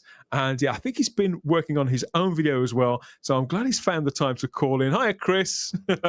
Hi, Dan. Hello, Chris. Have you had a good day, young man? I spent 9 hours in hell, but I will say hello to everyone. Charlotte, it's been like forever. I know, it's good to be. I don't know who you know. So, Chris, this is James. I know this is James. Chris. Actually, I used to watch Who Addicts all the time, my friend. Nice to finally meet you. Nice to meet you too, pal. Thanks very much. Appreciate it. I'm very hated in some circles. So, and I don't know who Gary is. Gary, we have. I was going to say no word of greeting from me, but that's all right. It was coming, dude. We've only spent like every Saturday together, like for the last few months, but that's okay. You were coming. Hated by some. You were coming. I was being polite because I see you all the time, but I haven't streamed with James before, and I haven't seen Charlotte in like 2 years. But so hi everyone. So I've just spent 9 hours in hell. So Chris, I want to establish the fact that although some people, your name is still mud to some people, we know you're a great big pussycat. So what did you make of the sequence with the cat at the start of the episode to start off with? Okay, so for those of you who don't know, I know Dan and Gary know my stance on this. Outside of horror movies, when it's just ridiculous, I don't like seeing dogs or cats or animals in general harmed in my TV. And if that was the worst thing that I witnessed this morning, that would be the end of it. But I was not impressed with that. So to set the stage, everybody, I've been up since it's right now 4:39. I've been up since 7 o'clock to get the video out. I've suffered through the episode 3 times. It does not get any better on subsequent watchings. Now, I'm sure everybody here loved it. My summation. Okay, so we killed a cat. Our villain got turned into spunk and vacuumed up by a robot. That sounds silly. It was. I wasn't expecting much. And Dan, I don't know if I could do this for. I literally don't know if I could do this for like 8 weeks in a row. This was hell. So how did everybody here think of it? Because so literally I just posted my video half an hour ago. Yeah, I went out outside for a walk. In all sincerity though, Chris, you are one of the biggest Doctor Who fans that I know. Historically, that I know of. Yours was the very first voice I ever heard on YouTube when I first got an account, found the platform, and I typed in Doctor Who. Up pops a video of you talking about DVDs very passionately. You're a massive Doctor Who fan. It's not always loved you back, has it? But the question that I've asked everybody who's come on so far is, have you had a good day or have you had a bad day? It sounds like you've had quite a bad day. So looking at this episode, do you recognize any developments in any way? Does anything mark this out as different from any of the material that they screened in the last 12 months to 18 months? Well, I've never seen a villain turned into spunk before, so that was something. Good Lord. Dan, I have to say, Russell is a very, very angry, bitter man. My God, this guy hates his fans. I have a feeling that he may have intended strong this words, as one mate. troll. Strong words. Yeah. You think it's intentional, or is it? I think it's intentional. Apparently, this guy used to, not hate the fans. I've heard some people say this is a troll. Yes, so you took Disney's money and you trolled people Because with Chris, it. the distinction that I make is that he absolutely thinks that he knows better and that he is better than us. Is the impression that I get. Oh, he does. We know that. We've known that for years. Except now it's ceased being funny. Well, I would like to talk to you as a Disney investor or somebody at Disney that actually cares about money, given how many millions they pulled into this. And we know that RTD was given full creative control. What were the reaction from people who genuinely, care when they first saw this screened? I could have predicted everything. I'm like, when the articles came out saying we would hear Planet of the Incels, I'm like, no, he's not going to be that deliberate. And then it came up. Because I do feel that's hugely misrepresentative of what this episode is myself. But you would agree with that? I would say that's part of it. No, I couldn't believe they actually said the line. I'm like, it was a terrible line, and I know that it was meant that character was saying it in a particular context, and obviously she's an actress playing a part. Maybe that is Belinda's own experience, but even so, it was a terrible line. Yeah, well, you have it had all the toxic masculinity tropes. Because in their view, I guess this is how relationships work, or this is the norm. I have no idea. But yeah, what did you think about it, y'all? Well, we've generally speaking, I think that we've been a mixture of unimpressed and just sort of relieved that it's over. Feels a bit more like Doctor Who than perhaps it has in a little while. But no, I don't think it's rocked anybody's world, James. I'm personally just relieved that it was not as bad as I was expecting it to be. I was honestly, after seeing the Christmas special, Joy to the World, after seeing the finale last year that just put me on such serious bad footing with Russell's writing in Doctor Who, with Doctor Who as a show in general, after Sutek and all of that. After all of that, I was really expecting more and more bullshit.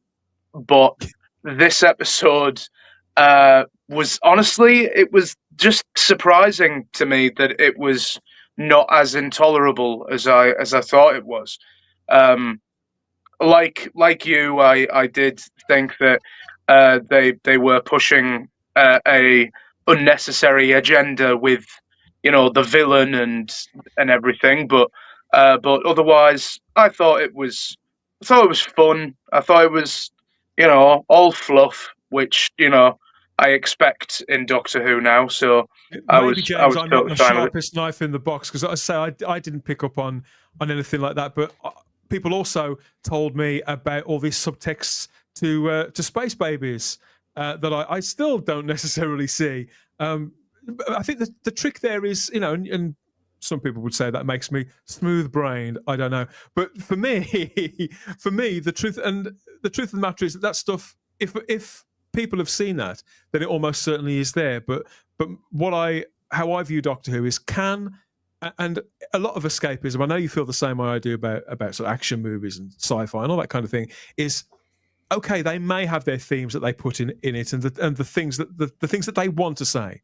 But if I can watch that material and it not break the spell for me in any way, or might not even notice it, or if I do notice it, it's nothing anywhere near a deal breaker, then to me, I'm generally speaking, if I've enjoyed it, despite one line I found hard to hear, or a couple of undercooked characters, or a plot strand that I just didn't feel, then I'm still up on the deal, is how I look at it. I've still been entertained for 45 minutes or so. If I've been taken into that adventure, in that moment, in that time, then I get what I wanted out of switching on the TV or pressing play or whatever. I didn't, Chris. For me, I like the 50s aesthetic with the rocket design, the robots, the guns, and everything. Because I'm a big fan of that. phallic symbol, yeah. Well, but no, I mean, you look at any cover of an old 50s pulp magazine, and you're going to see rockets like that or robots like that. So I didn't mind that. I was disappointed that I didn't really like Belinda's character as much as I was hoping to, at least in this episode. It wasn't even about the current day line she was given. It's just, I just didn't take to her like I've immediately taken to other characters like, Martha or Amy or Rory or any of those. But I actually was curious, Chris, I wanted to ask you, as a companion introduction episode, how do you think this compares for you with other New Who companion intro episodes, like for Rose, Martha, Donna? Formulaic, similar to Rose. Yeah. Hospital. Apparently there's a big mystery around her. I'm like, we're doing this again. You can't think of anything else. Besides the issues that I've mentioned, Russell ran out of ideas a long time ago. This is just recycling what he's done before. And the girl that is obviously the center of everything, or the mission to get her home. Yeah. Oh, and I also, I love the fact that she got offended because he scanned her without consent. That one got me a little bit of a laugh too. Because it's one thing, isn't it, to take something back to, and Doctor Who needs to do this every few years, probably every 3 or 4 years at the most, Chris, to take itself back to sort of to factory settings, to encourage new viewers and to revitalize itself. But we are at the point where, as I've said on this show several times, Russell T Davies, as much as I like his work historically, he's very clearly yesterday's man. And so we have got episodes like this, which in many respects I did enjoy. It is derivative. It is formulaic. The formula works, but why are we still telling these exact stories in this way? I'd say it worked once. I would say it worked once. I wouldn't say it works over and over again. Russell, and when we were talking on our regular live stream, non-Doctor Who stream a week ago, but I think it was 2 weeks ago, we ended up talking about Doctor Who for 2 hours. We did. At that point, I had defined Doctor Who as being very incestuous. And by that, what I mean, it's the same cycle of people over and over again. You have the same crew 20 years ago. And I know some people still like early New Who. Me, myself, I've distanced myself from everything after the classic series. My end point is now 1996. But this is a show that absolutely refuses to allow new people in. It's the same people over and over again. I think the only oddity is Mark Gatiss hasn't written any episodes since RTD came back. And I like I will say that the voices of the robots were very Doctor Who-ish, although I didn't bother looking at the credits, but I'm assuming it was Nick Briggs voicing them because he voices everything. So beyond what I see as the agenda, I think Doctor Who as a whole has run its course. I think it ran its course about a decade ago, even if we hadn't had the issues we've had over the past few years. I think this show needed a rest a long time ago. I think even if we hadn't had the issues, which I know, and Dan and I have seen things differently over the years, I'm cool with that. We agree to disagree. Yeah. But I think even if we hadn't had the issues that we've had for the past 8 years, I think this iteration of Doctor Who had run its course a long time ago. It was Capaldi had a brilliant first season, and then it went all to absolute crap. I think, ideologies aside, this show ran out of steam years ago. The positive, or one of the positives of Classic Who, was it was always new people. You had multiple producers behind the show, very different visions, like almost aside from Tom Baker's run, pretty much a complete switch over every 3 or so years. either in front of and behind the camera, except for maybe, Barry Letts was there for 5 years.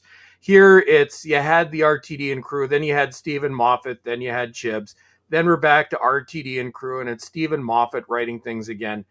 I think for me, it doesn't matter if Doctor Who comes back, but I know the show still means a lot to a lot of people. The best thing that they could do is make it go away for a while.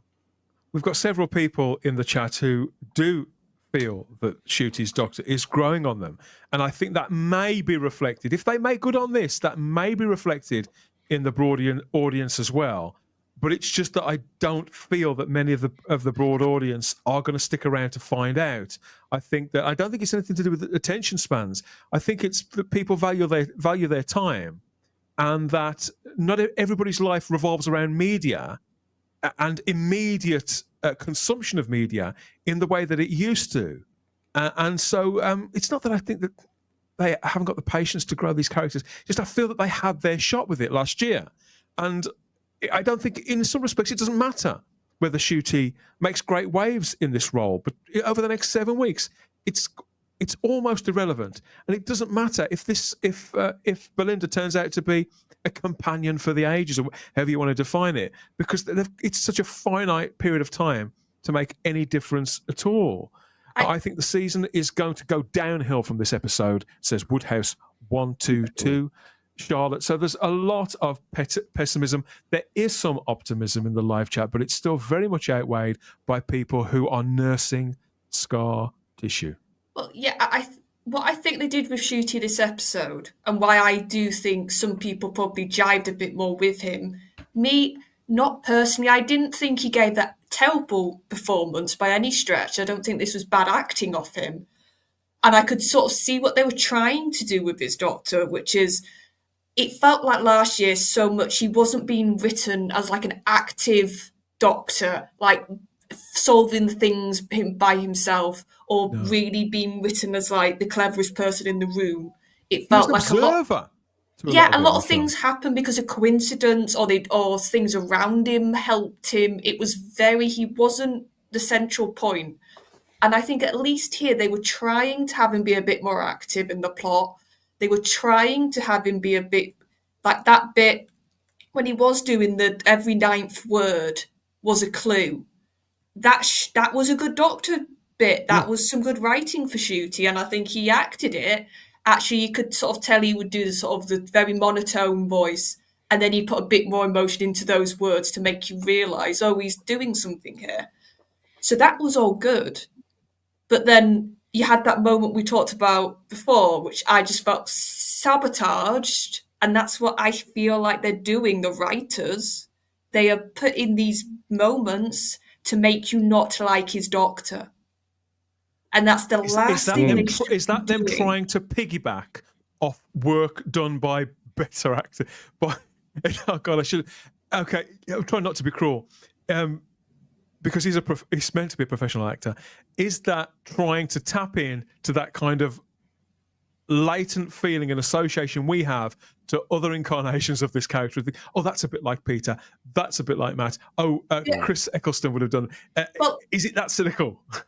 To be fair, they've done that before. Like, I felt like sometimes with Capaldi, they'd give him very Matt type lines or comedic delivery sort of moments, which didn't really jive with how that Doctor was being presented at the time. So this isn't a new thing for Ncuti by any stretch. Do you remember when it got to the Christmas special, Charlotte, and you said to me that one of the things that you'd found exciting about the prospects for season 1 was the idea of a Doctor being sort of washed clean and being joyful again, and yet by a certain portion into the season, and certainly by Joy to the World, he was kind of dripping in angst again, and he'd gone back to that sort of character, which, just as Chris said, we've seen it over and over again. Here, I think we are getting, because Ncuti Gatwa, from what I've seen, and I've still never seen this guy play anything else, it's not that I don't think he's capable of going deeper, Gary. I've got no idea.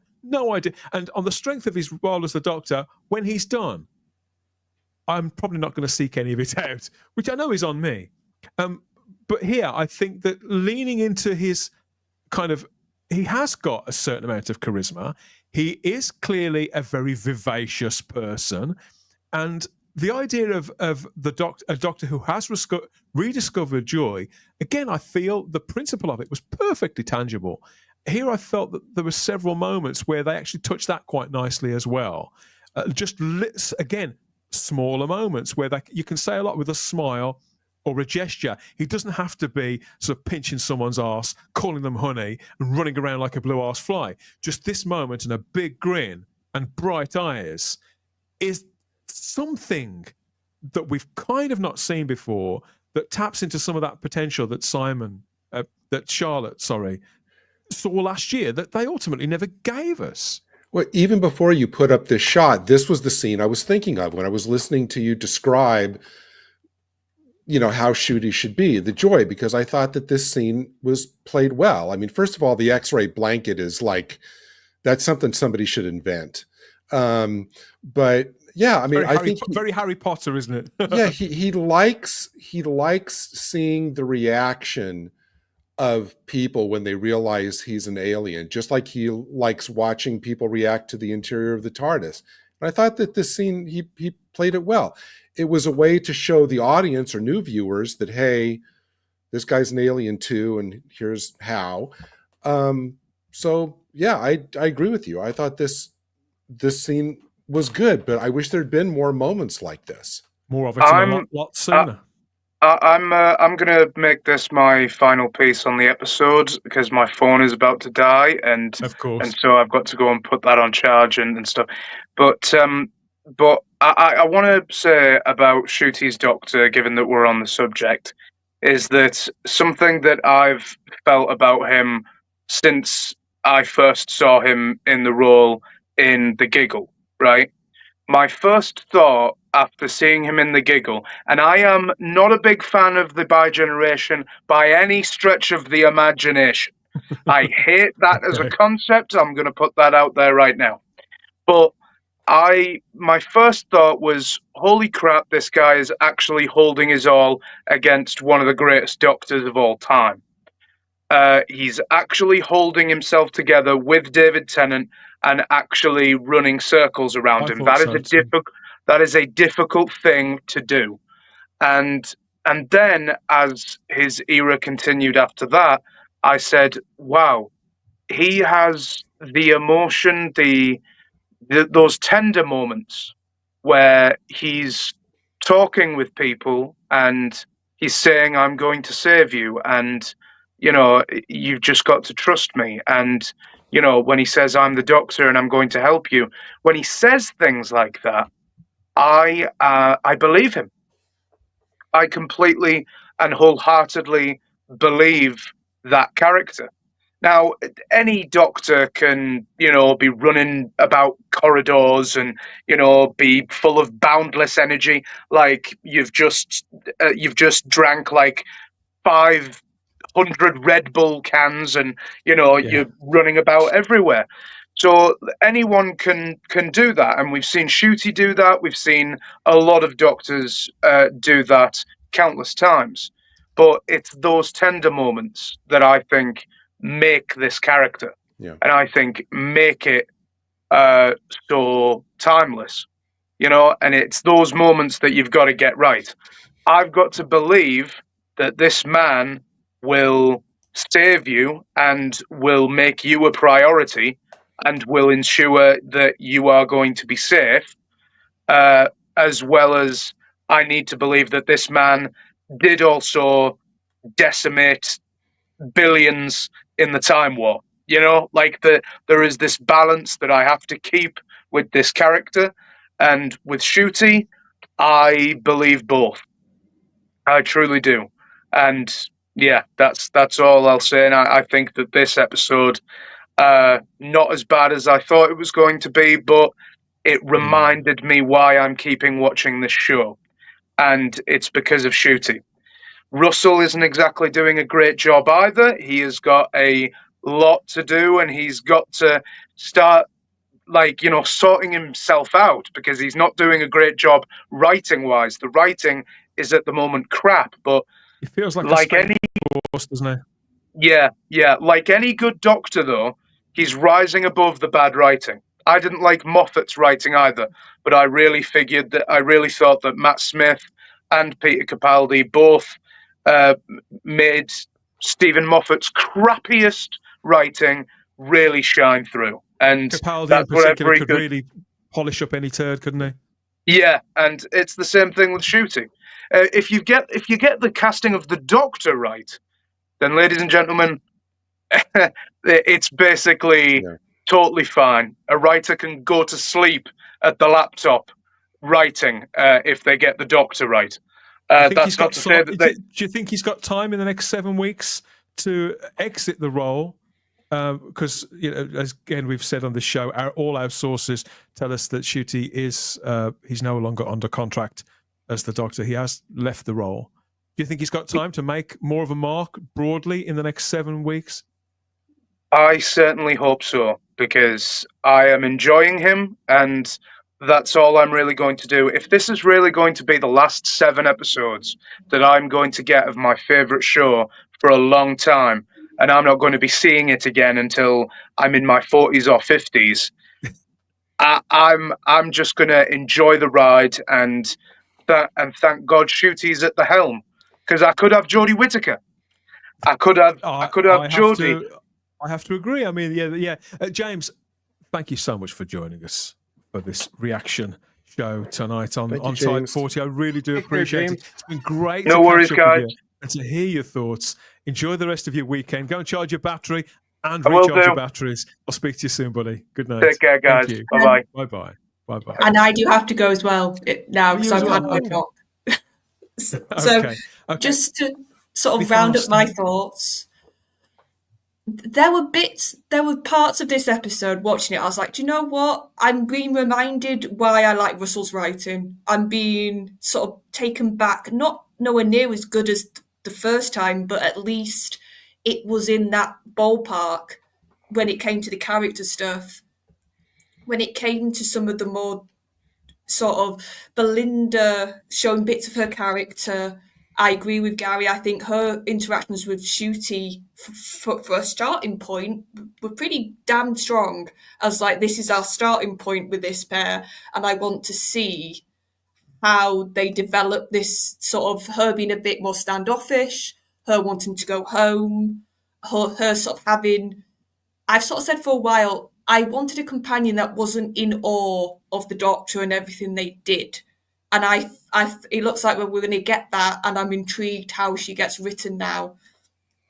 I think the setting was, once again, they fully took advantage of. You can set this show on a planet back in time. You can do so many things with the premise, and we did get an alien planet. We got good production on it, but for all those positive things, there were also bits of this writing that I felt like Russell was being very on the nose, very much. This is when I'm putting character to one side and I'm having a message or a point, and that was all to do with the villain for me. So what do you think, just in closing, because I sincerely, people aren't taking this very well in the live chat when I say this, what is the message for you of this episode then? What's that message that he's pointing us at? He's pointing at controlling men. For me, it's not just one man. You're saying that he is basically saying that huge proportions of the male gender behave in this way. The problem is the main villain was a male. He was being portrayed with every negative stereotype going. He didn't have any other depth beyond the stereotypes. And we didn't have any other male characters to counter on that planet to be a more positive representation, to sort of be the balance between we've got a villain being portrayed very negatively and then we've got a positive example. That's Would that have been helped if had they developed Manny a little more? Yeah, he could have been a good counter. The Manny character with the character that they killed early on. Yeah, and I'm going to be honest. I think some of that feeling come from that scene when they were laughing at the demise of the villain. That to me felt Yeah. really mean-spirited, really sort of nasty. Oh yeah. And I think when you put a scene like that in, It'd be like laughing at Jabe bursting into flames at the end of. Exactly. Oh no! Well, I suppose she was heroic, wasn't she? But there've been plenty of times where characters. I'm thinking, of Margaret Slevine at the end of Boomtown when she gets reduced to an egg. It would be like putting different standards putting her on for different people. Yeah, like cracking the egg and putting it on and frying it or something. Like, it would be the Yeah, equivalent of doing that. and I think when you have the doctor being that mean-spirited and that harsh and out of character, it sort of makes you feel like that. It leaves a really bad taste in your mouth. So I just feel like so many of the choices around Alan as a character. Because it's not like we're watching The Waters of Mars, is it? Where incrementally the character of the Doctor got darker and darker and darker and darker. That wasn't this at all. You're quite right. Like you said, for a good chunk of this episode, he was sort of quite happy and sort of enjoying exploring again. And what I said I wanted for Shooty at the beginning of his run, definitely I saw that again. But then to have him, and I'm sorry, I have to be blunt, laugh with glee at the end of a life. It was vile. That's what was written in this episode. And if they played that straight, where she's kind of sad and kind of mourning his loss, even for a second, that would have tracked better with her just wanting to go home at the end. Because it's like, I just want to go home. Because she's still, that would have connected it up better.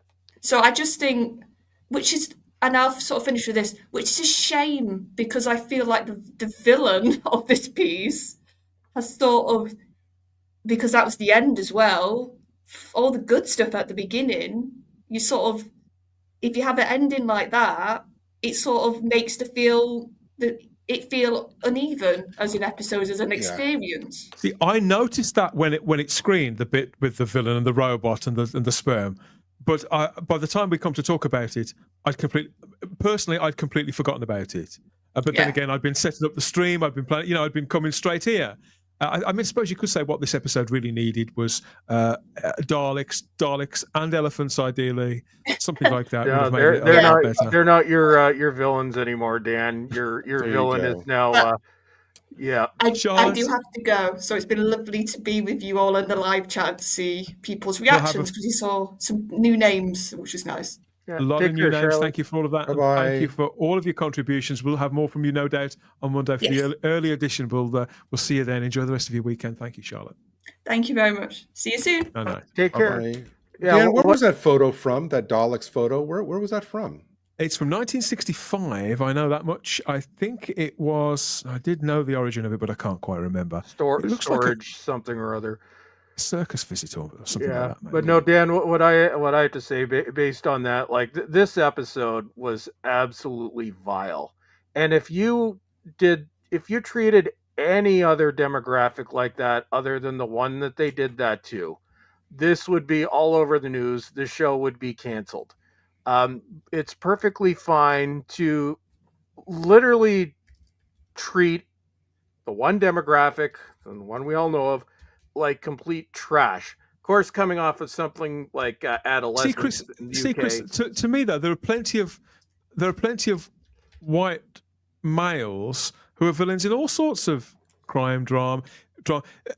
I don't. Yeah, but I didn't feel that way about this. I think if it had been a group, what I'm saying though, Chris, is if the perpetrators of all the injustice had been a group of people who were all of the same either or collectively all of the same age, race, or gender, then I think I may feel similarly to you. It's the way it was to me, it was one bloke, just one bloke, and so I still, with respect, I still disagree with what Charlotte's said. I recognise the distinction she's making, but I personally don't see that as a theme. It's the way they reacted to it. I've got no problem with one solitary white guy being a villain in something. Well, Dan, it's not that he was the villain. It's the way they treated it. So basically, this person he was a bad man, and it was completely stereotypical the way they wrote him. Like, let's give him all the worst traits possible. Well, And it's also the way that they reacted to him. And it's hard when you look at the state that this show is in right now. Like, Doctor Who is in a bad place. And undoubtedly. I would say that it already would have been too late. But one would think you want people to watch your show, and then you pull this. So it's obviously, white male villains are normal. They happen all the time. It's the way it was portrayed here. And you have the non-white characters, and Doctor Who now is an entirely non-white cast. You have the non-white characters as your heroes. So say, and kind of like what Charlotte was saying, say they played this differently, and they killed him. Because the Doctor's been kinder to the Master. He's been kinder to the Daleks. He's been kinder to the Cybermen. That's what I keep coming back to when I think back to that scene. It's Dan. This is similar to when the 13th Doctor wrote off Graham's fears of cancer, and when people look at this in more detail, I don't think there's going to be. Well, I think it's past the point of no return anyway. But I don't see any coming back from this. And and again, if they had played it differently, if they hadn't been laughing as they literally turned the guy into spunk and vacuum him up, like, it was absolutely atrocious. Like, this show is so unbelievably hateful. And I know we can, I know some people like Shudy's portrayal of the Doctor. I don't think he has the depth to be the Doctor. Maybe he's better in other roles, but I likened him earlier on to Sylvester's Doctor, Chris, and a few people in the live chat really didn't like that. But I mean it in the sense that even though his natural instincts are to actually play the character quite broad and quite big, Sylvester was always better in those quieter, smaller moments. And I think that it's debatable as to whether Ncuti or Sylvester, who is the better actor. That's not the point I'm trying to make. But I think that it's a similar thing here. I think that being objective about it, I think that when Ncuti is encouraged to run around like a maniac with in his underpants or whatever, snogging geezers and all that kind of stuff, it's awful. It's unreservedly awful. Comes across as in bad taste. His acting his talent seems minimal, and it just seems very, very crass. Whereas in certain sequences in this, several of us have focused in on, that was a nice moment. That was a nice wrinkle that we've either not seen before or not seen for a while. But it's not enough to embody this role. And it's certainly nowhere near enough to power it forward or to have him sort of gain a worthy spot, really, in this sort of this extending line now of incarnations of this character. It takes a lot more. It takes a lot more than that to stand out now as an incarnation of the Doctor, because there's like nearly pushing 20 of them. Well, the difference between, if you're looking at the silly Doctor, there have been 3 of them, really. There was Tom Baker, Sylvester McCoy, and the first version of Tennant, where, yes, they could be silly, but all 3 of those Doctors had an absolutely terrifying side. Like, Sylvester McCoy was the closest you'll get to being like the evil Doctor, and you could see it because his character arc wasn't completed because the show was canceled. But they were borderline turning him into a villain, where the jokiness for him was just a facade. Like, he if you watch especially season 26, that version is terrifying. When Tom Baker would become serious, or the odd time where he would lose his temper, I'm like, you felt it. You could tell you don't want to cross this guy. It was the same thing with David Tennant. You look at Ncuti, and it's like, range. Okay. Yeah, it's he doesn't have that gravitas. Neither did Whittaker. Every other Doctor, including Tennant, but not so much later Tennant, has had that dark streak. Even Matt Smith, which was also to the jokier side, he had a dark side, and Moffat deliberately portrayed him as a Doctor that people would fear. The only one that maybe didn't have that was Peter Davison, because he was more the innocent doctor, but I think you saw that more in his third season, and I think he was going in that direction. And especially in audios, Davison definitely can portray that darkness. Yeah. Like the character of the doctor, the light side, that's always been a facade. Going down to the very first Doctor, you get the feeling that this is a very dangerous character, somebody that you don't really want to mess with. He means well, but people are going to get hurt in the process, whereas everybody gets hurt in Shudi's series because he's completely useless. And of course, you had to have your mandatory crying scene. Like, I don't get what, like, that's not going to endear your character. Yeah. So it's, you know, not when the character is doing it literally every single episode. With Davison, it seemed like it wasn't. I agree with you, Chris. It wasn't so much. I don't really remember any angry moments with Davison, but I think Davison had the passionate moments, like the confrontation with the cyber leader about eating the well-prepared meal. That was more passion. That wasn't really anger, and he was very good at that. And I agree with Dan's point about Sylvester McCoy's best moments being the quieter moments. That's why for me, like in Remembrance of the Daleks, the best scene for me is the cafe scene, the little quiet cafe scene talking about, destiny and everything in that story. So, yeah. It's people get very defensive of Sylvester McCoy, but when I say things like that, because it sounds like I'm having a pop at him, particularly if you don't like Ncuti Gatwa, but far from it. I love what Sylvester did in that part. I think that he was incredible in many respects, and nobody in what Sylvester did, in many ways, nobody worked harder, because Sylvester didn't have the range that Tom or David Tennant had. But he worked to find that character, to make it work. He mined for that ground, and my God, when it hit pay dirt, did it come through? Well, they reworked his character though. Like and everybody knows that to this day I can't stand season 24. And if you watch, his portrayal changes completely between season 24 and season 25. Initially, they were going in a very different direction with the show and with his doctor. They were going in this absurdist science fiction direction, and Sylvester was initially cast because he had those comedic roots. Like he was primarily a comedy actor. But in J&T's defense, which is something that I don't think you would ever see RTD do, I think John Nathan Turner was smart enough to realize that what he was doing in season 24 wasn't working. And basically, he was just showrunner in name only. Those final 2 seasons, that was all Andrew Cartnell. He was effectively the showrunner by that point. And they were smart enough to see, okay, this isn't working. Season 24 has been a disaster. So when you get into season 25, you have the darker moments. You also have the idea that the Doctor is God. And I think John Nathan Turner and Cartnell had said, okay, we can portray him as God, but you can't actually say it. And that's where they were going with the character.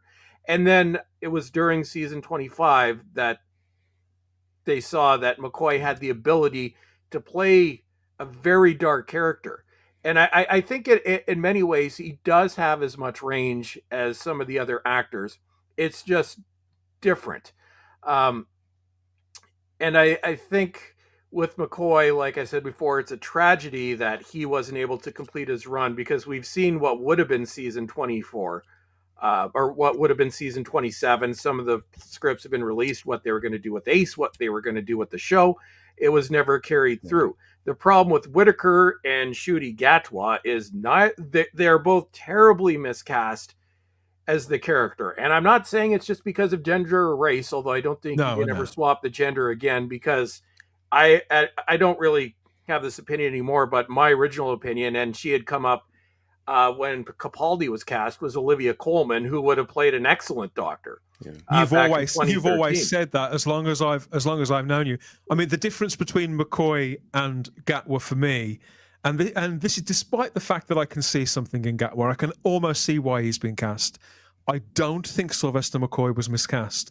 I do sadly believe that Ncuti Gatwa has been miscast. And remember, Chris, when you're talking about season 24, that you're talking to 2 unabashed fans of Delta and the Bannerman here. I don't know. Were you guys? Were you guys? Were you guys on the stream where it was on Noel's channel? Would have been about 5 years ago now, where I forced everyone to watch it. Of the TARDIS zone. Yeah, I can't remember if you guys. I'm pretty sure Charlotte was on that stream, but we'd had a discussion. How bad is Delta and the Bannerman? And I said it was the worst thing until the 14th Doctor. So I forced everyone to sit through it, and yeah. Now, nope. You actually like that?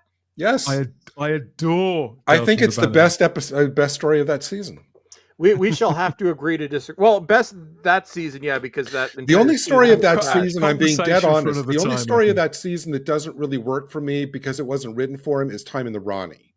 It's like an any Doctor story. I think that Paradise Towers, Delta, and even Dragonfire, I have no problem with. It's Paradise Towers. It was a good idea. It would have been a great script. It was badly executed, and the chants from the Kangs and so forth were just a bit too much. It did have what's her face from Keeping Up Appearances in it. Why can't I remember the actress' name? It had some ideas, and I love the idea of this creepy as hell apartment building. It's got very much a Sapphire and Steel kind of vibe to it. It was just badly implemented, but yeah. I mean, even to this day, Chris, pool cleaners trigger me. I don't like pools anyway. I find pools yucky.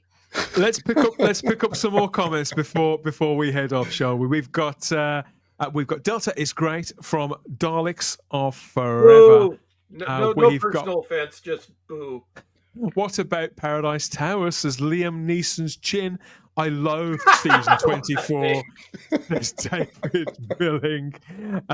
We've got fans of Peter Davison and David Tennant all standing up for their Doctor here, and virtually everybody agrees with us about Jodie Whittaker, if not Ncuti Gatwa. Let's see if we've got more stuff about this episode from tonight. The Doctor is an off-putting alien, and he was powerful, particularly because he knows things. So, yeah, it's when you get the impression that the character's keeping secrets. I think Tom Baker used to talk about that a lot. And I don't think that's something I've ever really seen in Ncuti's Doctor. I know we're about 12 or 13 episodes in. Not really seen that yet. I think we were within touching distance of it on this episode tonight, but it's still not there, is it? People defending Sylvester McCoy. I don't hate Sylvester McCoy, everybody. I do love his stuff, but I'm just being open, just giving you my honest opinion here. We all have our favorites, and we all have some iterations that we like better than others. I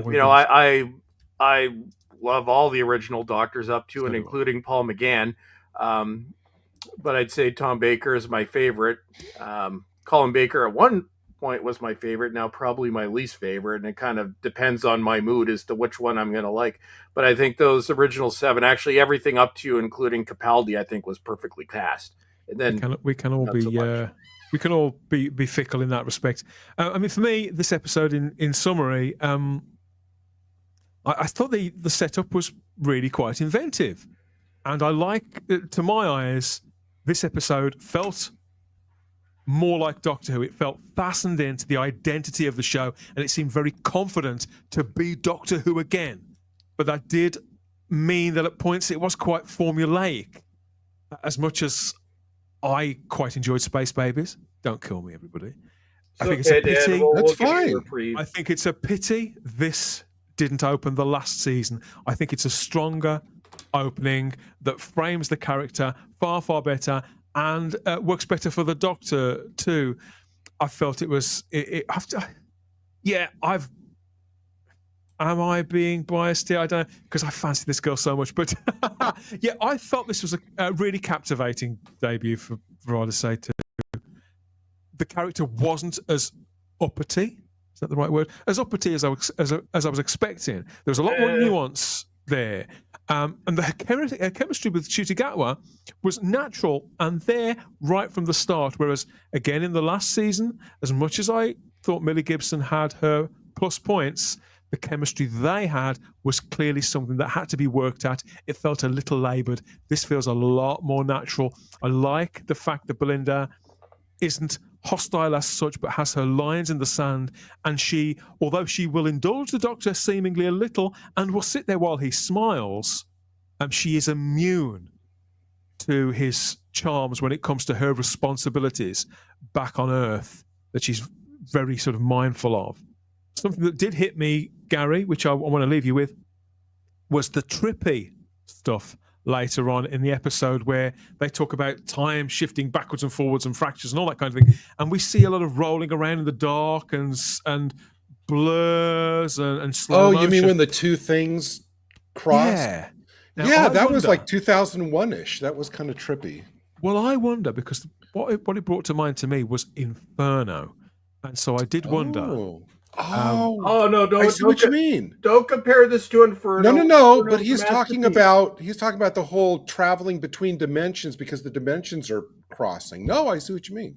Could some of this, either the stuff that we've just seen and the stuff last year, could some of this that we've already seen, all that's now yet to come, some of it is being set in a parallel universe? Could that be? I say this honestly, Dan, not in jest and not to trigger you. No idea. I I've honestly, no idea. But I don't want to trigger you. But one of my first thoughts when I was seeing that, I wonder if they're going to go back and try to tie up the loose ends of Flux, with the whole, with like half the universe being destroyed, whatever they did, if they're going to resolve They've that. made me cry. Oh, No. God. I don't want to trigger you when I say that, but that was honestly my I know. first reaction if they're going to revisit that. They got a lot to untangle. They need to untangle the Timeless Doctor before I give them any credit for anything else. There's more to talk about, as always, on subsequent editions of this show. We will be looking at this because it's screened as we were going live. Doctor Who Unleashed there on BBC Three with Stephen Powell. Last year's season of this, not many people watched it, and it wasn't quite as good as Doctor Who Confidential. I didn't see. I think I saw 2 of them, something like that. So perhaps I didn't give it the chance that it may deserve. But I'll be looking at it a lot more closely this year. So yeah, Doctor Who Unleashed has also been on. We'll be looking at that later on, as well as the all-important, I'm afraid it's coming, everybody. You're not going to be able to duck this one. The ratings. Doctor Who fans' favourite subject. We will be returning to the ratings, and I think he's gonna need one of these, isn't he? Yeah, it's no growling. He's gonna be beside himself, I suspect. And then, of course, there's Mrs. Flood as well. There's plenty of places that it could go over the next few weeks. But Will we actually see the AAI scores this year, Dan? After they do some manipulation and just play with the system, 99%, it was perfect. People are just all the comments I'm reading are just so. Well, no, I just remember every week on Type 40, Dan, we had the slide about where's the AAI scores. Well, they came out eventually. There was a reason they hid them, and I think they'd been manipulated by the time they came out. You'll be getting that, all right. Get her home is the slogan. He's got 7 weeks. We've got 7 weeks too left of all new Doctor Who. It seems we better make the most or the least of it. You can stream this season premiere, The Robot Revolution. So it's on iPlayer and Disney Plus now. Each further episode drops on subsequent Saturdays. Type 40 Live will be ready watching, so make sure you're subscribed and you're notified. And double check, because they are unsubscribing and they're not sending out notices. I don't know why on earth they do that to us, but there you go. Now, I suggest you start watching Type 40, because I can't. I've got to watch this little blighter. The job for... I'll have less of that from you, thank you very much. Know your place. Know your place. Look, if I have to run up a flight of stairs, you come and find me. I'll be in the lift. That's going to the bottom of the floor, then. Keep watching Type 40. There's good chaps.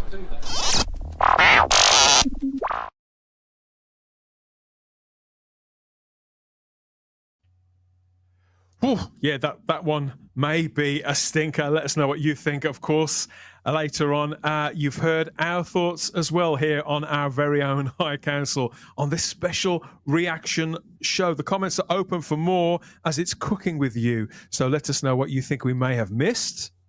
And come to my comment section because it's about to turn into a dumpster fire. Yeah, obviously things move on. Doctor Who series season 2 continues. Sorry, I have to get getting used to that. It's been how long? Season 1, season 2. We've been living with this for about 18 months. Still can't get used to it. So it continues, of course, next week with the Doctor and Belinda in Lux. If you want more Doctor Who entertainment, unofficial Doctor Who entertainment, you could do way, way worse than heading over to Cinescope and checking out the first part of the Hooligans season finale there, where they have, they've forgotten all about pauses. They've gone right to the end of Doctor Who. So go and watch that. Go and have a laugh. That's bound to cheer you up before bed, we can guarantee. Then you can get right back to us here. Reach out to us through social media, as always, Instagram and X at Type40 Doctor Who there. Join us in the Type40 Facebook group where we're running our traditional simple poll. You can rank the episodes as the season goes along, and you can rate each one out of 5 there in the Type40 Facebook group, and we'll be bringing you the results on further editions of Type 40 Live. Leave us some more feedback if you like by recording a message over on SpeakPipe. Could be another review. You could be picking us up on one of the things that we've said on this live stream, or you can simply make some suggestions or pick a fight or do whatever there over on SpeakPipe. This is Type 40 Live on Rumble, X, YouTube, and Facebook. We've overrun, but we always overrun. We'll live. Go and catch early editions of the show. We've got lots of people watching tonight, new names and faces. So if you've not heard or seen the show before, go and check out some of these earlier editions. There's playlists here on the channel. Some of them are themed. Some of them are simply responding to the news of the day. And there's lots of fun to be had, as well as some of the really quite, how can I put this, gloves off commentary that we've become known for here at Type 40 Live. We've never pulled any punches, but we also believe that all opinions are just as valued as any other. They're all welcome here at Type 40. So, Chris, you've been a busy bee today. You've been making a video. So I don't think you need a great deal of introduction on this or many plugs. I suspect that most Doctor Who fans, if they're here, they've probably heard of you. But if they head over to your channel, over to Bowles Trek, what have you prepared for them for their enjoyment this evening? So I have a 12-minute review that I spent 9 hours in hell making today. Okay. It's Doctor Who review. My summation is horrendous. You can see it in the thumbnail. It's actually amazingly, it's doing better than I figured it would, considering I've been off of YouTube since like Christmas time, and then like a year before that. But it seems to be performing okay. So this is as Dan and Gary know, normally I do not discuss Doctor Who at all because it's dead to me. For these next 7 weeks, I will temporarily discuss Doctor Who because somehow I found myself reviewing this, even though I said I would never do it again. But I am looking forward to 7 weeks from now when we can get back to our regular show on the Spacebook podcast, and we can learn more about the adventures of Frank, who last I heard, he now goes by the name of Francine. So we'll be expounding on that a little bit later. He's made a choice. It's a very sad story, Dan. Well, we'll find out what happened to Frank in 7 weeks. He's not having a very good time. I took down the Frank thumbnail and I put my logo back on there because the yellow makes people angry. I'll be for the next few weeks I'll be discussing Doctor Who, and then I know I've said this before, but I think this time I actually mean it. At the end of this 7 weeks, I don't want to discuss this again, which is why I'm looking forward to the Spacebook podcast on Saturdays, normally at this time. Where I know the bloke who hosts that. Yeah, I know it's mystery. Bit of a gobshite. He's got outrageous hair, but yeah, head over to the Spacebook Live in 7 weeks' more hair time. than me. You can hear Chris. Yeah, tune into the Spacebook for a bunch of sadists who enjoy watching PSA announcements where people get hurt. Oh, I've got a lot. Earlier this year, me and Rabbi were the only two that made it all the way through Metropolis, which until today was the worst thing I've seen in the past year. But yeah, so we'll have fun things planned. So PSAs, and Dan had mentioned doing an omnibus version. Oh, that'll be fun. But in the Oh, I'd love meantime, to see I that. honestly, I really love these live reactions. I mean, not just as a simple break from the Spacebook, but I mean, this is like an entirely different thing, and I love it.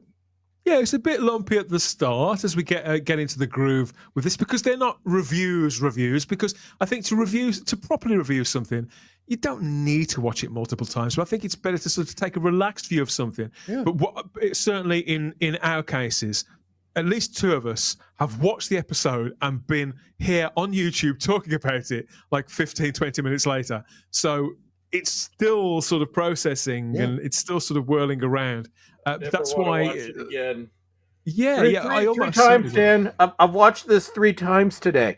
I don't know I don't know if I could do reviews on every episode, because I don't know if I want to put myself through this 7 weeks in a row. Yeah, you do. Well, Chris, I listen, probably you're will. always, I said it last year. you're Yeah, always welcome back here at Type 40 Live. You were here on our very first show nearly 5 years ago, that one-off show that we did right in the middle of lockdown, and it sort of birthed all of this. 214 shows in now, so it's a very long time ago. But we've got a comment here from Del Lynn, who says, bring all the specialists together and destroy the universe. It sounds like an order. Yeah. I need to, Dan. I'm gonna after this. I'm gonna break my health stuff, because I need to reward myself. So I'm gonna get me. I'm actually gonna order a pizza. Normally I'm too cheap to do that, but considering the day I've had, I need to pat myself on the back. I may even get some cake to go with it. Oh, there you go. Treat yourself. You only live once, my friend. You only live once. Type 40 Live will be your companion to the new series, the final season. Final for a while, it seems. But we'll be here for better or for worse. No party lines, no beef, no bullshit. If you like this, you'll get the very best in news and views and nostalgia, discussions and banter at 8 p.m. every Monday and Thursday on the standard Type 40 Live Doctor Who magazine show as well. Gary, thank you so much for coming on. Oh, always the greatest pleasure. I love being with all of you, and I love being with everybody in the chat. Just a great time. Thank you.